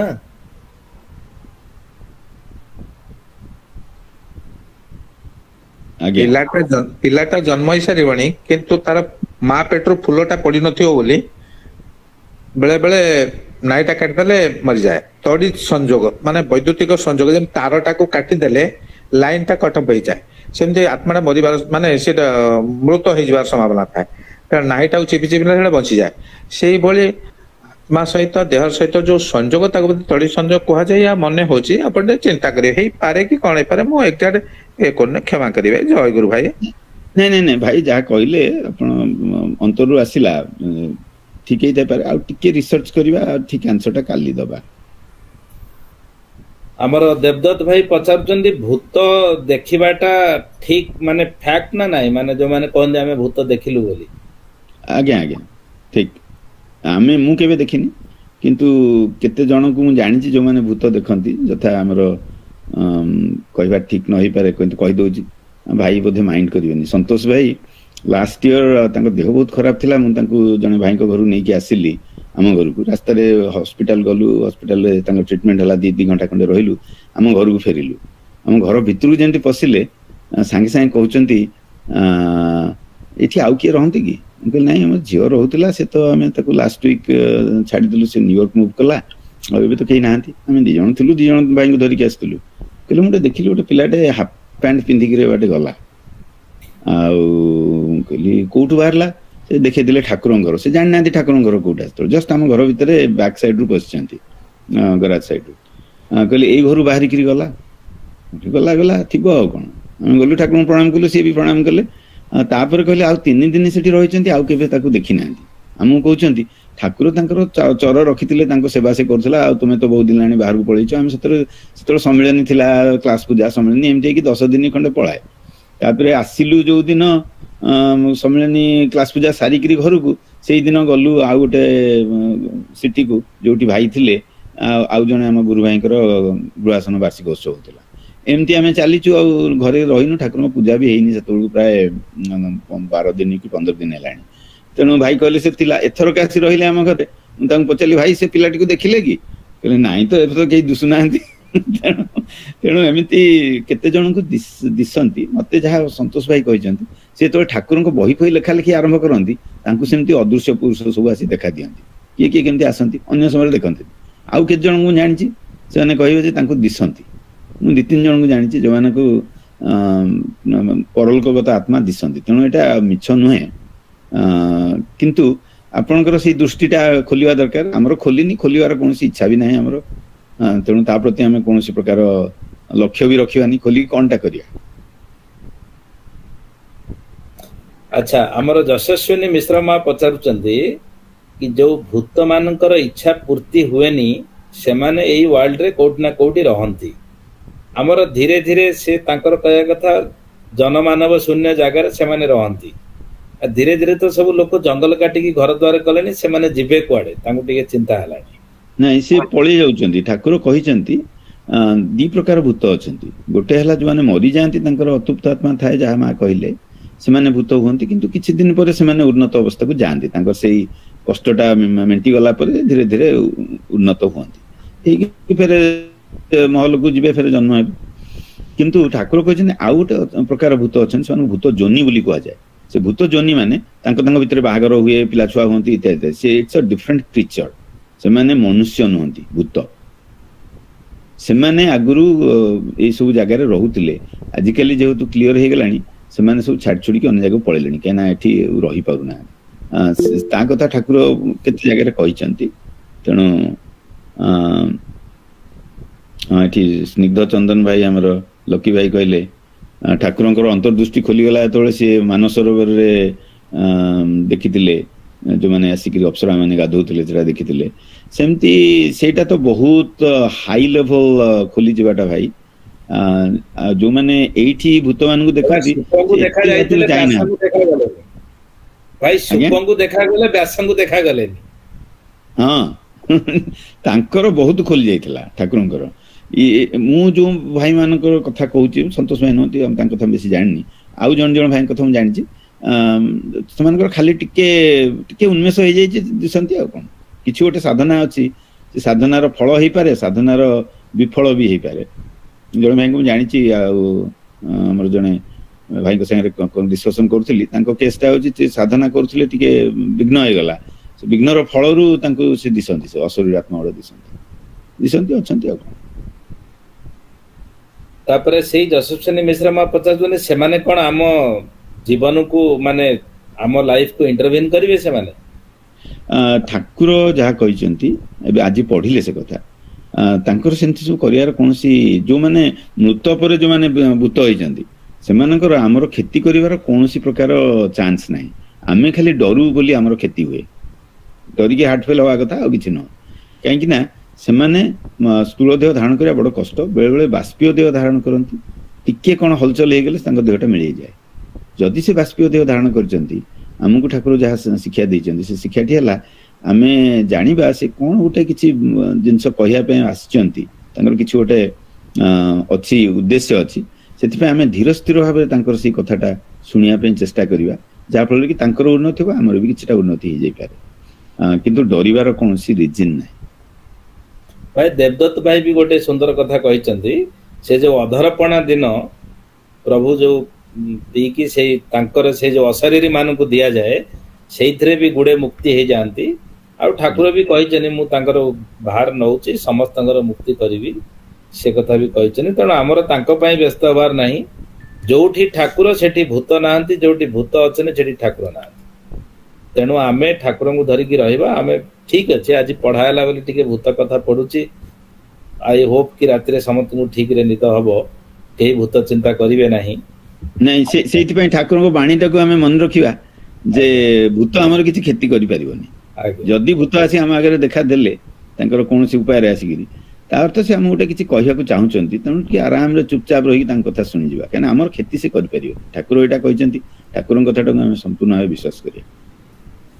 ଭାଇ ଭୂତ ଆଉ ପ୍ରେତ ତ ଏକା ନା? ଏକା ବୋଲି ଭାବନ୍ତୁ, ବିଭିନ୍ନ ଜାଗାରେ ବିଭିନ୍ନ ଉପାୟରେ ତାଙ୍କୁ କୁହାଯାଇଛି। ଭୂତ ଆକ୍ଚୁଆଲି ଦେଖିଲେ ଗୋଟାଏ ଉପାୟରେ ଆମେ ବି ସବୁ ଗୋଟେ ଗୋଟେ ଭୂତ। ଭୂତ ମାନେ ଅତୀତ। ଆମେ ଗୋଟେ କୋଉ ଷ୍ଟେଟରେ ଥିଲେ, ଆଧ୍ୟାତ୍ମିକ ଷ୍ଟେଟରେ ଥିଲେ, ମନୁଷ୍ୟ ଜନ୍ମ ନେଲେ, ଗୋଟେ ସେ ଜନ୍ମରୁ ଅତୀତ ହେଇକି ଏଠିକି ଆସିଲେ। ତେଣୁ ଆମର ଯେତେବେଳେ ବୈଦିକ ମତରେ ଗୋଟେ ଭୂତ ଶୁଦ୍ଧି ଗୋଟେ ୱାର୍ଡ ଠାକୁର ବହୁ ଜାଗାରେ ୟୁଜ କରିଛନ୍ତି, ଆପଣମାନେ ଦେଖିଥିବେ। ଯୋଗୀ ଗୁରୁରେ ଅଛି, ଜ୍ଞାନୀ ଗୁରୁରେ ଅଛି, ତାନ୍ତ୍ରିକ ଗୁରୁରେ ଡେଫିନେଟଲି ଅଛି। ତାନ୍ତ୍ରିକ ଗୁରୁରେ କିଛି ଭୂତ ଶୁଦ୍ଧି ମନ୍ତ୍ର ବି ଲେଖିଛନ୍ତି, ବିଭିନ୍ନ ମନ୍ତ୍ର କରାଯାଏ। ସେଇଟା ହଉଛି ଆପଣଙ୍କର ପୂଜା ପୂର୍ବରୁ ଗୋଟେ ଭୂତ ଶୁଦ୍ଧି କରାଯାଏ। ତାର ମୁଖ୍ୟ ଉଦ୍ଦେଶ୍ୟ ହଉଛି ଆପଣଙ୍କ ଏଇ ଯୋଉ ବଡି ଭୂତ এইটাକୁ କ୍ଲିୟର କରିବେ ପ୍ରାଣାୟାମ ଦ୍ୱାରା। କାହିଁକି ନା ଆମର ଯୋଉ ଗୀତଟି ଅଛି, ଅନ୍ତର ଦେବତା ଆସ ଅନ୍ତର ଦେଶୁ ପ୍ରସରୀ, ସୁନ୍ଦର ପ୍ରଭାତ କୋଳେ, ସେ ଅନ୍ତର ଦେବତା ହିଁ ଆସିକିରି ଆମ ଆଗରେ ବିଗ୍ରହ ପରିଗ୍ରହ କରନ୍ତି, ଆଉ ଆମେ ତାଙ୍କୁ ପୂଜା କରୁ। ଅନ୍ତରରୁ ହିଁ ସେ ଆସନ୍ତି। ସେ ଅନ୍ତରରୁ କେମିତି ଆସିବେ? ବୈଦିକ ମତରେ, ଯୋଉଟା ଆମର ସଂଘୀୟ ମତରେ ବି ସେଇ ଜିନିଷଟା ଫଲୋ କରାହଉଛି, ନଟ୍ ଦୋଜ୍ ମନ୍ତ୍ର ଫନ୍ତ୍ର କରାହଉନି, କିନ୍ତୁ ଆମେ ପ୍ରତିଜ୍ଞା କରି ବସୁଛେ, ତାଙ୍କ କଥା କରୁଛେ, ଧ୍ୟାନ କରୁଛେ। ଯେତେବେଳେ ଆମର ପ୍ରଥମ ଦିନ ସମ୍ମିଳନୀରେ ଯୋଉ ଗୀତ ଗୁଡିକ ସବୁ ଗାଉଛେ, ନୟନ ନୟନ ଦିଅ ଦେଖା ସୁନ୍ଦର ପ୍ରଭାତ କୋଳେ, ସେ ଗୀତ ଗୁଡାକ ଥ୍ରୁରେ ଆମ ଭିତରଟା ସେମିତି ହେଇଯାଉଛି, ତଦାକାରକାରିତ ହେଇଯାଉଛି ଯେ ଠାକୁର ଆମ ଭିତରୁ ବାହାରିକି ଯାଇ ଅନ୍ତର ଦେବତା ଆସ ଅନ୍ତର ଦେଶୁ ପ୍ରସରୀ। ସେଇ ଜିନିଷଟା ଯୋଉଟା ବୈଦିକ ମତରେ ଅଛି, ବୈଦିକ ମତରେ ବିଭିନ୍ନ ମନ୍ତ୍ର ଦ୍ୱାରା ସେଇ ଭାଇବ୍ରେସନଟାକୁ ଆଣିବା ପାଇଁ ଚେଷ୍ଟା କରାଯାଏ। ତାପରେ ଭୂତ ଶୁଦ୍ଧିଟା ହଉଛି ପିଓରଲି ପ୍ରାଣାୟାମ। 3 ପ୍ରକାର ପ୍ରାଣାୟାମ ତା ଦେହରେ କରାଯାଏ। ସେଗୁଡାକ ଡିଟେଲକୁ ମୁଁ ଯାଉନି, ଆପଣ ଯଦି ଜାଣିବାକୁ ଚାହୁଁଛନ୍ତି ଗୁଗୁଲ ସର୍ଚ୍ଚ କରିଦିଅନ୍ତୁ, ମିଳିଯିବ। ତେଣୁ ସେ ଜିନିଷ ଗୁଡାକ କରିବା ପରେ ଆପଣଙ୍କ ଦେହଟା ପିଓର ହେଇଯାଏ। 4ଟା ଜିନିଷ ଅଛି, ଆସନ ଶୁଦ୍ଧି, ଭୂତ ଶୁଦ୍ଧି, ଅନ୍ତର୍ମାତୃକା ନ୍ୟାସ, ବହିର୍ମାତୃକା ନ୍ୟାସ। এই 4ଟି ଜିନିଷ ହେଇଗଲା ପରେ ଆପଣଙ୍କ ଦେହଟା ଡିଭାଇନ ହେଇଗଲା। ତା ଭିତରୁ ସେ ଯୋଉ ଦେବତାଙ୍କୁ ଆପଣ ପୂଜା କରିବାକୁ ଚାହୁଁଛନ୍ତି, ସେ ଆପଣଙ୍କ ଅନ୍ତରରୁ ଆସିକିରି ମୂର୍ତ୍ତି ପରିଗ୍ରହ କଲେ ଆପଣ ତାଙ୍କୁ ପୂଜା କରିବେ। ଏଇଟା ହଉଛି ଆମ ବୈଦିକ ମତ ପୂଜାର ପ୍ରୋସେସ। ଆମେ ସେଇଟା ଏତେ ବ୍ରାହ୍ମଣିଆ ଶୁଳ୍କ ପଢିବା ଦରକାର ନାହିଁ। ତାର ଧ୍ୟାନ ପାଇଁ ଆମକୁ ବିଭିନ୍ନ ପ୍ରକାର ଗୀତ ଲେଖା ହେଇଛି, ଆମ ସଂଘ ଦେଇଛି। ସେ ଗୀତ ଗୁଡା ପଢିଲେ ବି ସେଇ ଧାରଣାଟା ଆସିଛି। ଭାଇ ଟୁନା ଭାଇ ଆସନ୍ତୁ, ଆମର ଲିଙ୍କ ପ୍ରତିଦିନ ସମାନ। ଏଇ ଗୋଟିଏ ଲିଙ୍କ ଆପଣ ରଖିଦିଅନ୍ତୁ ସେଭ କରିକି, ଆମର ଏଇ ପ୍ଲାଟଫର୍ମ। କାଲି ତ ଆସିବେ ଯେମିତି ହେଲେ, ଆଉ ସେ ଲିଙ୍କ ତ ଅଛି, ଆଜି ୟୁଜ କରିଦେବେ। ହଁ, ସେ ଲିଙ୍କ କାଲି ଭାଇଙ୍କର ଅଛି ନା, ମୁଁ ତାଙ୍କୁ ତଥାପି ପଠେଇଛି ଏବେ। ଆଜ୍ଞା ସେ କହୁଛନ୍ତି ଟିକେ ପ୍ଲାନଚେଟ କଲ ବିଷୟରେ କହିବେ, ଆଉ ଏମିତି ବି ଆମେ ତାଙ୍କୁ ଟିକେ ଷ୍ଟୁଡିଓ କଥା ହବାର ଥିଲା। ଆମର ପ୍ରଗତି ମା ଅଛନ୍ତି ଭାଇ ପୁନେରେ, ସେ ବି ରେକର୍ଡିଂ ଷ୍ଟୁଡିଓ ସହିତ ଜଡିତ। ସେ ବି କହିଛନ୍ତି ଯେ ଭାଇ ଷ୍ଟୁଡିଓର କିଛି ସେବା ହେଲେ ମତେ ବି ଦେବେ। ଆମର ସୁରେଶ ପଣ୍ଡା ଭାଇ ପଚାରୁଛନ୍ତି, ଭାଇ ସେଥିପାଇଁ ଯଦି ସେପରି କିଛି ଭୂତ ପ୍ରେତ ଦେଖିବା ନମସ୍କାର କରିଲେ ସେମାନଙ୍କର କିଛି କିଛି ପ୍ରଭାବ ପଡିବନି, ସେଥିପାଇଁ ସମାଜରେ ନମସ୍କାର ବିଧି ଅଛି।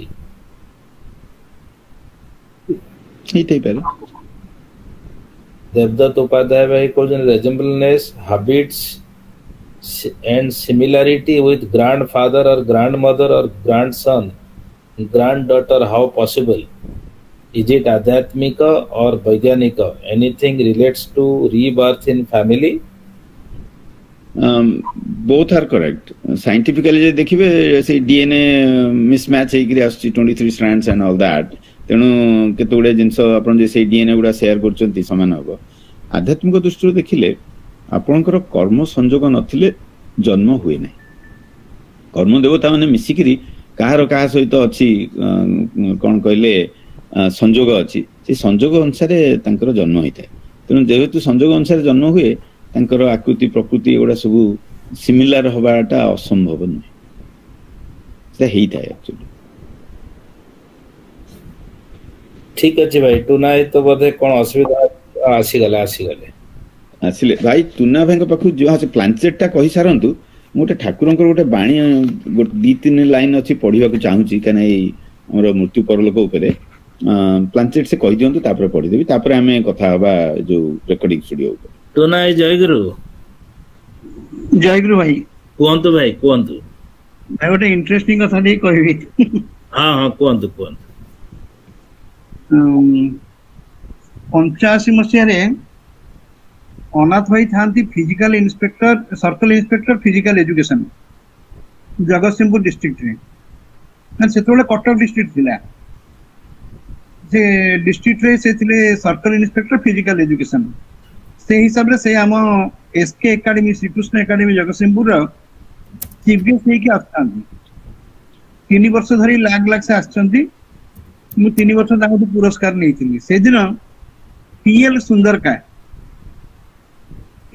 का आछंती ताकर मैजिक करिया पे अनाथ भाई संगे ताकर इंटरेक्शन बहुत हला माने समस्त आगे हॉल ले से भारी इंटरेस्टिंग इंटरेक्शन हला तापर से ताकर जादू आरंभ कले अच्छा मु प्रथम धार रे बसता है से डाकिले पीएल सुंदर के डाकिले कि किए कौन मीठा खाइबा आस किए कौन खाइबो एमती गोटे ग्लास लो गोटे ग्लास एमती बुंदी ढाली देले एमती ताक पुनी खीर कर देले एमती कौन कौन सब कर देले अच्छा सेटु कर तम भीतर किए आसो टेस्ट कर आसिकी तापरे मु गोटे परीक्षा करिया पे पळेली मु देखिया ठाकुर को ना नहीं कले जादू काम करूची ना नहीं अच्छा तन जादू आ काम कलानी किछ हेलानी से कहले तमे पछपट बेज देई बस अनाथ हो गले हसुदास दिए मु पछपट बेंच बसिली यही कथा मोर मन थिले मु 90 मसीहा रे 99 कि 90 हबो जने प्रख्यात हमर थिले तांत्रिक गणेश प्रसाद परिजा मरी गलनी तांग पुओ मोर सांग देव प्रसाद परिजा जने प्रख्यात साहित्यिक जगन्नाथ संस्कृति गवेषक भल लेखक जने बहुत बही तांग बाहर जगन्नाथ जुगे जुगे जगन्नाथ महाबाहु जगन्नाथ एमती बहुत बही तांग बाहर से रहउतांती डेल्टा कॉलोनी यूनिट 8 रे आमे कॉलेज को तो जाउथुलु तांको पुओ मोर सांग तांग दी भाई माने तांग घर संपर्क बहुत ही हेतिला मु प्राय समय तांको घरे प्राय दिन बेले आसी समय कटौथुली गणेश परिजांकर स्त्री सेते बेले का जने बड़ पब्लिशर थिले क्षीरोदरा प्रसाद परिजा बोली हठात चली गले जोटे जंडी चला ये ना एमती कि चली गले गणेश परिजा एते बड़ तांत्रिक थिले जे आमे देखिछु तो रात्रि सोईथिलो हठात ए कट पट कोला हला जाने के बोला पटनायक आसी पहुंचली चीफ मिनिस्टर थांती दुईटी गाड़ी आसी आउ किछ पुलिस नांती किछ नांती दुईटी गाड़ी आसी पहुंच ताका घरे तंत्र पूजा कले आमु कोटे अलगा घरे बंद करी से रखि देले गणेश पूजा ती तांगर कोन पूजा कले तांगर भोर 5टा खंडे हे गेला गणेश पूजा घरु जाने को लोक चल सेतेबेले से पूजा करतले तत्कालीन प्रधानमंत्री राजीव गांधी के पास अच्छा क्षीरोदा प्रजा परिजा चली गला परे अरे तांकर कोउठी कोन जिंस पत्र रखिसेंदी बोली ते हमको जो प्लांचेट कॉल कथा सब कहले तांकर दीप मु एमसे बस्तुलु प्लांचेट कॉल कथा कहले आ गोटे सांग हमर थिला दिन रात्रि मोर जमा भूत प्रेत प्रति विश्वास भी नहीं कि भय भी नहीं मु खाली इंटरेस्ट देखिया भाई कौन एटा करछुनी बोली दिन रात्रि से हमको रखिले ना आज माउसी की तमरा डाकिला एमदी कोन माउसी की कोन डाकी देबे तंत्र मोर विश्वास जमा न था ये मोर ये जो प्रकार सब नास्तिक भाया प्रश्न शुणिकी आज देखी माउसी को डाकबी 5 जन को डाकिले दीप मु गणेश परिजा आउ जने मोर गोटे सांग 5 जन को डाकिले मझे गोटे कप टे थुआला पोल्टेगिरी कप गोटे चिनामाटी कप गोटे थुआला गोटे गोल बुले देले तले समस्त माउसी को भाव माउसी के साथ बहुत मिसिथिलु हाथ रखिलु से कप ऊपर आमे 5 जन जेते चेष्टा कलु से कपटा से कौन कले से कपटा खाली गोटे जगह टाणिले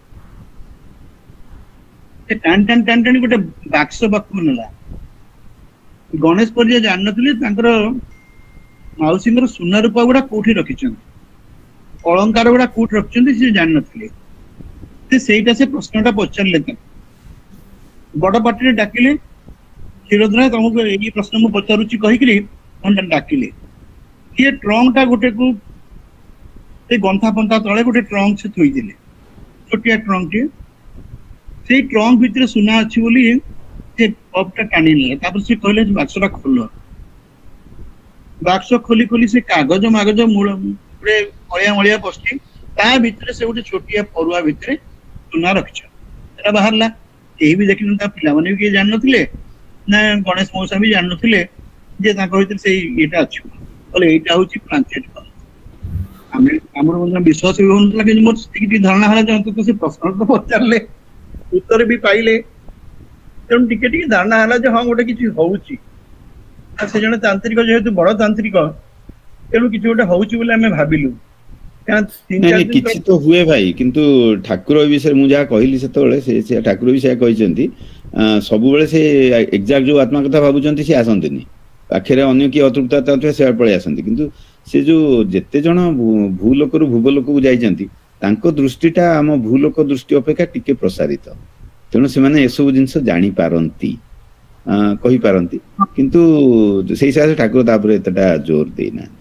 ଭାଇ ଟିକେ ଆପଣଙ୍କ ଏକ୍ସପିରିଏନ୍ସ ଟା ଭାଇ, ଆମର ଭାଇ ଇଣ୍ଡିଆରେ ଆମର ରାତି ଅଛି ଯେ ନା ସବୁ ଶୋଇବେ ନା, ତେଣୁ ଆଉ ବେଶୀ ଭୂତ ଆଡକୁ ଯିବାନି। ତେଣୁ ଠାକୁରଙ୍କର ଗୋଟେ ବାଣୀରେ ଏଇ ଡିସ୍କସନ ଟା ଏଇଠି ସାରିବା। ଜୀବନୀ ବାଣୀ ପଢୁଥିଲି, ମତେ ଭାରି ଇନ୍ସପିରେସନାଲ ଲାଗିଲା। ସୋ ଠାକୁର କହୁଛନ୍ତି ପରଲୋକ ତତ୍ତ୍ୱ ଉପରେ, ଟିକେ ସମୟ ଲାଗିବ, ତେଣୁ সেটা ମୁଁ পড়ুনি, স্কিপ করে যাচ্ছি। আর যারা এই জীবনেই জ্ঞান লাভ করে জীবনমুক্ত হয়েছেন, তারা দেহান্তে নির্বাণ লাভ করেন, তাদের আর উৎক্রান্তি হয় না, ইহৈব সমবলীয়তে। তেଣୁ କହୁଛନ୍ତି ଯେ ଜୀବନ ମୁକ୍ତ ହେଇଛନ୍ତି, ଏଇ ଜନ୍ମରେ ମୁକ୍ତ ହେଇଯାଇଛନ୍ତି, ତାଙ୍କର ଆଉ ଦେହାନ୍ତ ପରେ ନିର୍ବାଣ ଲାଭ ହବ, ଉତ୍କ୍ରାନ୍ତି ହବ। ତାପରେ କହୁଛନ୍ତି ତା ଛାଡା যারা কায়মন বাক্যে স্ব গুরুতে আত্মসমর্পণ করেছে, ଯିଏ କାୟମନ ବାକ୍ୟରେ ନିଜ ନିଜ ଗୁରୁଙ୍କୁ ଆତ୍ମସମର୍ପଣ କରିଛନ୍ତି, ତାକେଇ ଆଶ୍ରୟ କରେছে, ତାଙ୍କୁ ହିଁ ଆଶ୍ରୟ କରିଛନ୍ତି। ଗୁରୁର ପ୍ରିୟ କର୍ମ ଅନୁଷ୍ଠାନ ଅର୍ଥାତ୍ ଗୁରୁ ସେବା କରେছে, ଗୁରୁଙ୍କର ପ୍ରିୟ କର୍ମ ଅନୁଷ୍ଠାନ ବା ଗୁରୁ ସେବା କରନ୍ତି। ତାরা অজ্ঞানী মূর্খ হোক, ସେମାନେ ଅଜ୍ଞାନୀ ବା ମୂର୍ଖ ହୁଅନ୍ତୁ, ତାদের ବିବେକ ବୈରାଗ୍ୟ ନା থাকুক, ତାଙ୍କ ଭିତରେ ବିବେକ ବୈରାଗ୍ୟ ନଥାଉ, ଏମନକି ভোগাসক্তি থাকলেও, ତାଙ୍କର ଭୋଗ ଆସକ୍ତି ଥିଲେ ବି, তাদের গুরুর যে গতি তাদেরও সেই গতি হয়ে থাকে। ତାଙ୍କର ଗୁରୁଙ୍କର ଯୋଉ ଗତି, ତାଙ୍କର ସେଇ ଗତି ନିଶ୍ଚୟ ହେବ। ତାପରେ କହୁଛନ୍ତି মোট কথাটা এইটা যে বিশ্বাসটা তোমরা রেখে চলো যে সদ্গুরুর শিষ্যদের এক জন্মেই মুক্তি, তাদের আর জন্ম নিতে হবে না। তুমি বিশ্বাস রখ যে ସଦ୍ଗୁରୁଙ୍କ ଶିଷ୍ୟଙ୍କର ଗୋଟିଏ ଜନ୍ମରେ ମୁକ୍ତି, ତାଙ୍କର ଆଉ ଗୋଟେ ଜନ୍ମ ନବାକୁ ପଡିବ ନାହିଁ। ଆମେ ବିଭିନ୍ନ ଜାଗାରେ କଥା ହେଇଛେ ଯେ ଆଉ ଗୋଟେ ଜନ୍ମ କାହିଁକି କେତେ ଜଣ ତାଙ୍କ ଶିଷ୍ୟ ନେଲେ, ମୁଁ ଏ କଥାଟା କହିଛି। ସେଠି ଆଉ ଗୋଟେ ଜାଗାରେ ଠାକୁର ସେ ବିଷୟରେ କହୁଛନ୍ତି ଯେ ଯୋଉମାନେ କର୍ମ ମୁକ୍ତି ପଥରେ ଯାଉଥିଲେ, ତାଙ୍କର ଶିଷ୍ୟମାନେ ବହୁତ ଦିନ ଲାଗିଥାନ୍ତା ସତ୍ୟ ଲୋକରେ ପହଞ୍ଚି, ଫେରେ ସେ ଇଏଟା ନଷ୍ଟ ହବା ପାଇଁ, ଫେରେ ବ୍ରହ୍ମଲୀନ ହବା ପାଇଁ ଟାଇମ୍ ଲାଗେ। ତେଣୁ ସିଏ କଣ କରନ୍ତି, ତାଙ୍କ ଗତିଟାକୁ ରୁଦ୍ଧ କରିଦିଅନ୍ତି, ଯାହାଫଳରେ କି କର୍ମ ଦେବତା ମାନେ ତାଙ୍କୁ ଜନ୍ମ ଦେଇଦିଅନ୍ତି, ସେ ଆଉ ଗୋଟେ ଜନ୍ମରେ ନିର୍ବାଣ ମୁକ୍ତି ତାଙ୍କର ହେଇଯାଏ। ଏ କଥାଟା ଠାକୁର କହିଛନ୍ତି। କିନ୍ତୁ ଆଧର ପଢିଲେ ଶୁଣିଲେ ଠାକୁରଙ୍କର ଆଶ୍ୱାସ ବାଣୀ ଆମ ପ୍ରତି। ତେଣୁ ଆମକୁ ଯୋଉ ଜିନିଷଟା ଦେଲେ କରିବା ପାଇଁ, ସେ ଯୋଉ 3-4ଟି ଜିନିଷ ଦେଇଛନ୍ତି, ତାକୁ ଟିକେ କେମିତି ଆମେ ମନ ଧ୍ୟାନ ଦେବା ଯେ ଗୁରୁଙ୍କ ପାଖରେ ଆତ୍ମସମର୍ପଣ କରିବେ, ତାପରେ ତାଙ୍କୁ ଆଶ୍ରୟ କରିବେ, ତାଙ୍କ ପ୍ରିୟ କର୍ମ ଅନୁଷ୍ଠାନ କରିବେ। ଏଇ 3ଟି ଜିନିଷ ଏଠି କହିଲେ। এই 3ଟି ଜିନିଷ ଯଦି ଆମେ ଠିକ ଠିକ ଭାବରେ କରିପାରିବା, ସେ ତ ଗ୍ୟାରେଣ୍ଟି ଦଉଛନ୍ତି ଆମର ଆଉ ଜନ୍ମ ହବନି, ଆଉ ଆମ ଚିନ୍ତା କରିବାର କଣ ଅଛି। ଭୂତ ପିତୃ ଆଣିକିରି ଠାକୁରଙ୍କ ପାଖରେ ଟିକେ ପହଞ୍ଚିବାକୁ ପଡିଲା, କାହିଁକିନା ରାତିରେ ଆପଣ ମାନେ ଶୋଇବାକୁ ଯିବେ ଏବେ, ଯେମିତି ଦୁଃସ୍ୱପ୍ନ ନ ହଉ। ତେଣୁ ମୁଁ ଆଉ ବେଶୀ ଆଲୋଚନା କରୁନାହିଁ। ତୁଷାର ଭାଇ ଆଉ ଇପ୍ସିତା ମା ଯାହା କହିଛନ୍ତି ସେଇଟା ଠିକ। ଆପଣ ଆଉ ତା ବିଷୟରେ ଆଲୋଚନା ଆଉ କଣ? ଆମେ ତ ଜାଣିଲେ ଆମେ ଭୂତପତି ଭୂତନାଥଙ୍କ ପାଖରେ ଅଛୁ, ତେଣୁ ଭୂତ ଆମର କଣ କରିବ? ତେଣୁ ତାଙ୍କୁ ନମସ୍କାର କରିବେ କି ନ କରିବେ ସେଇଟା ସୁରେଶ ଭାଇ କହିଛନ୍ତି, ତା ବିଷୟରେ ଆମକୁ ଜଣା ନାହିଁ। ଜ୍ଞାନ ଭାଇ ବି କହିଲେ କି ନମସ୍କାର ବିଧି ତା ପାଇଁ ନା ନାହିଁ, ସେ କୋଉଠି ଆମର ସେ ଜାଣିନି, ପଢିନି କୌଣସି ଜାଗାରେ, ଯଦି କିଛି ଆଖିରେ ପଡିଲା ଫେରେ ଆମେ ତେଣୁ ତା ବିଷୟରେ ଆମେ ଆପଣ ଯାହା କହିଛନ୍ତି ଠିକ, ତେଣୁ କିଛି ଅସୁବିଧା ନାହିଁ। ସେ ଜୟନ୍ତ ତ୍ରିପାଠୀ ବି ସେ ଯାହା ଲେଖିଛନ୍ତି, ସେ ବହୁ ଜଣଙ୍କର ଭୂତ ଦର୍ଶନ ହୁଏ, ଯୋଉମାନଙ୍କର ଟିକେ ସୂକ୍ଷ୍ମ ଦର୍ଶନ ହୁଏ ସେମାନେ ଦେଖିପାରନ୍ତି। ବହୁତ ସୁନ୍ଦର କଥା। ତେଣୁ ଆମେ ଆଜି ଏଇଠି ରଖିବା, ପୁଣି ଆସନ୍ତା କାଲି 9ଟା ବେଳେ ଆମେ पुणी योगदान करवा ये ठाकुर ये सेवारे समस्त को बहुत बहुत कृतज्ञता ठाकुर पाखे प्रार्थना समस्त मंगल हो विश्वर मंगल हो जय जय जय जय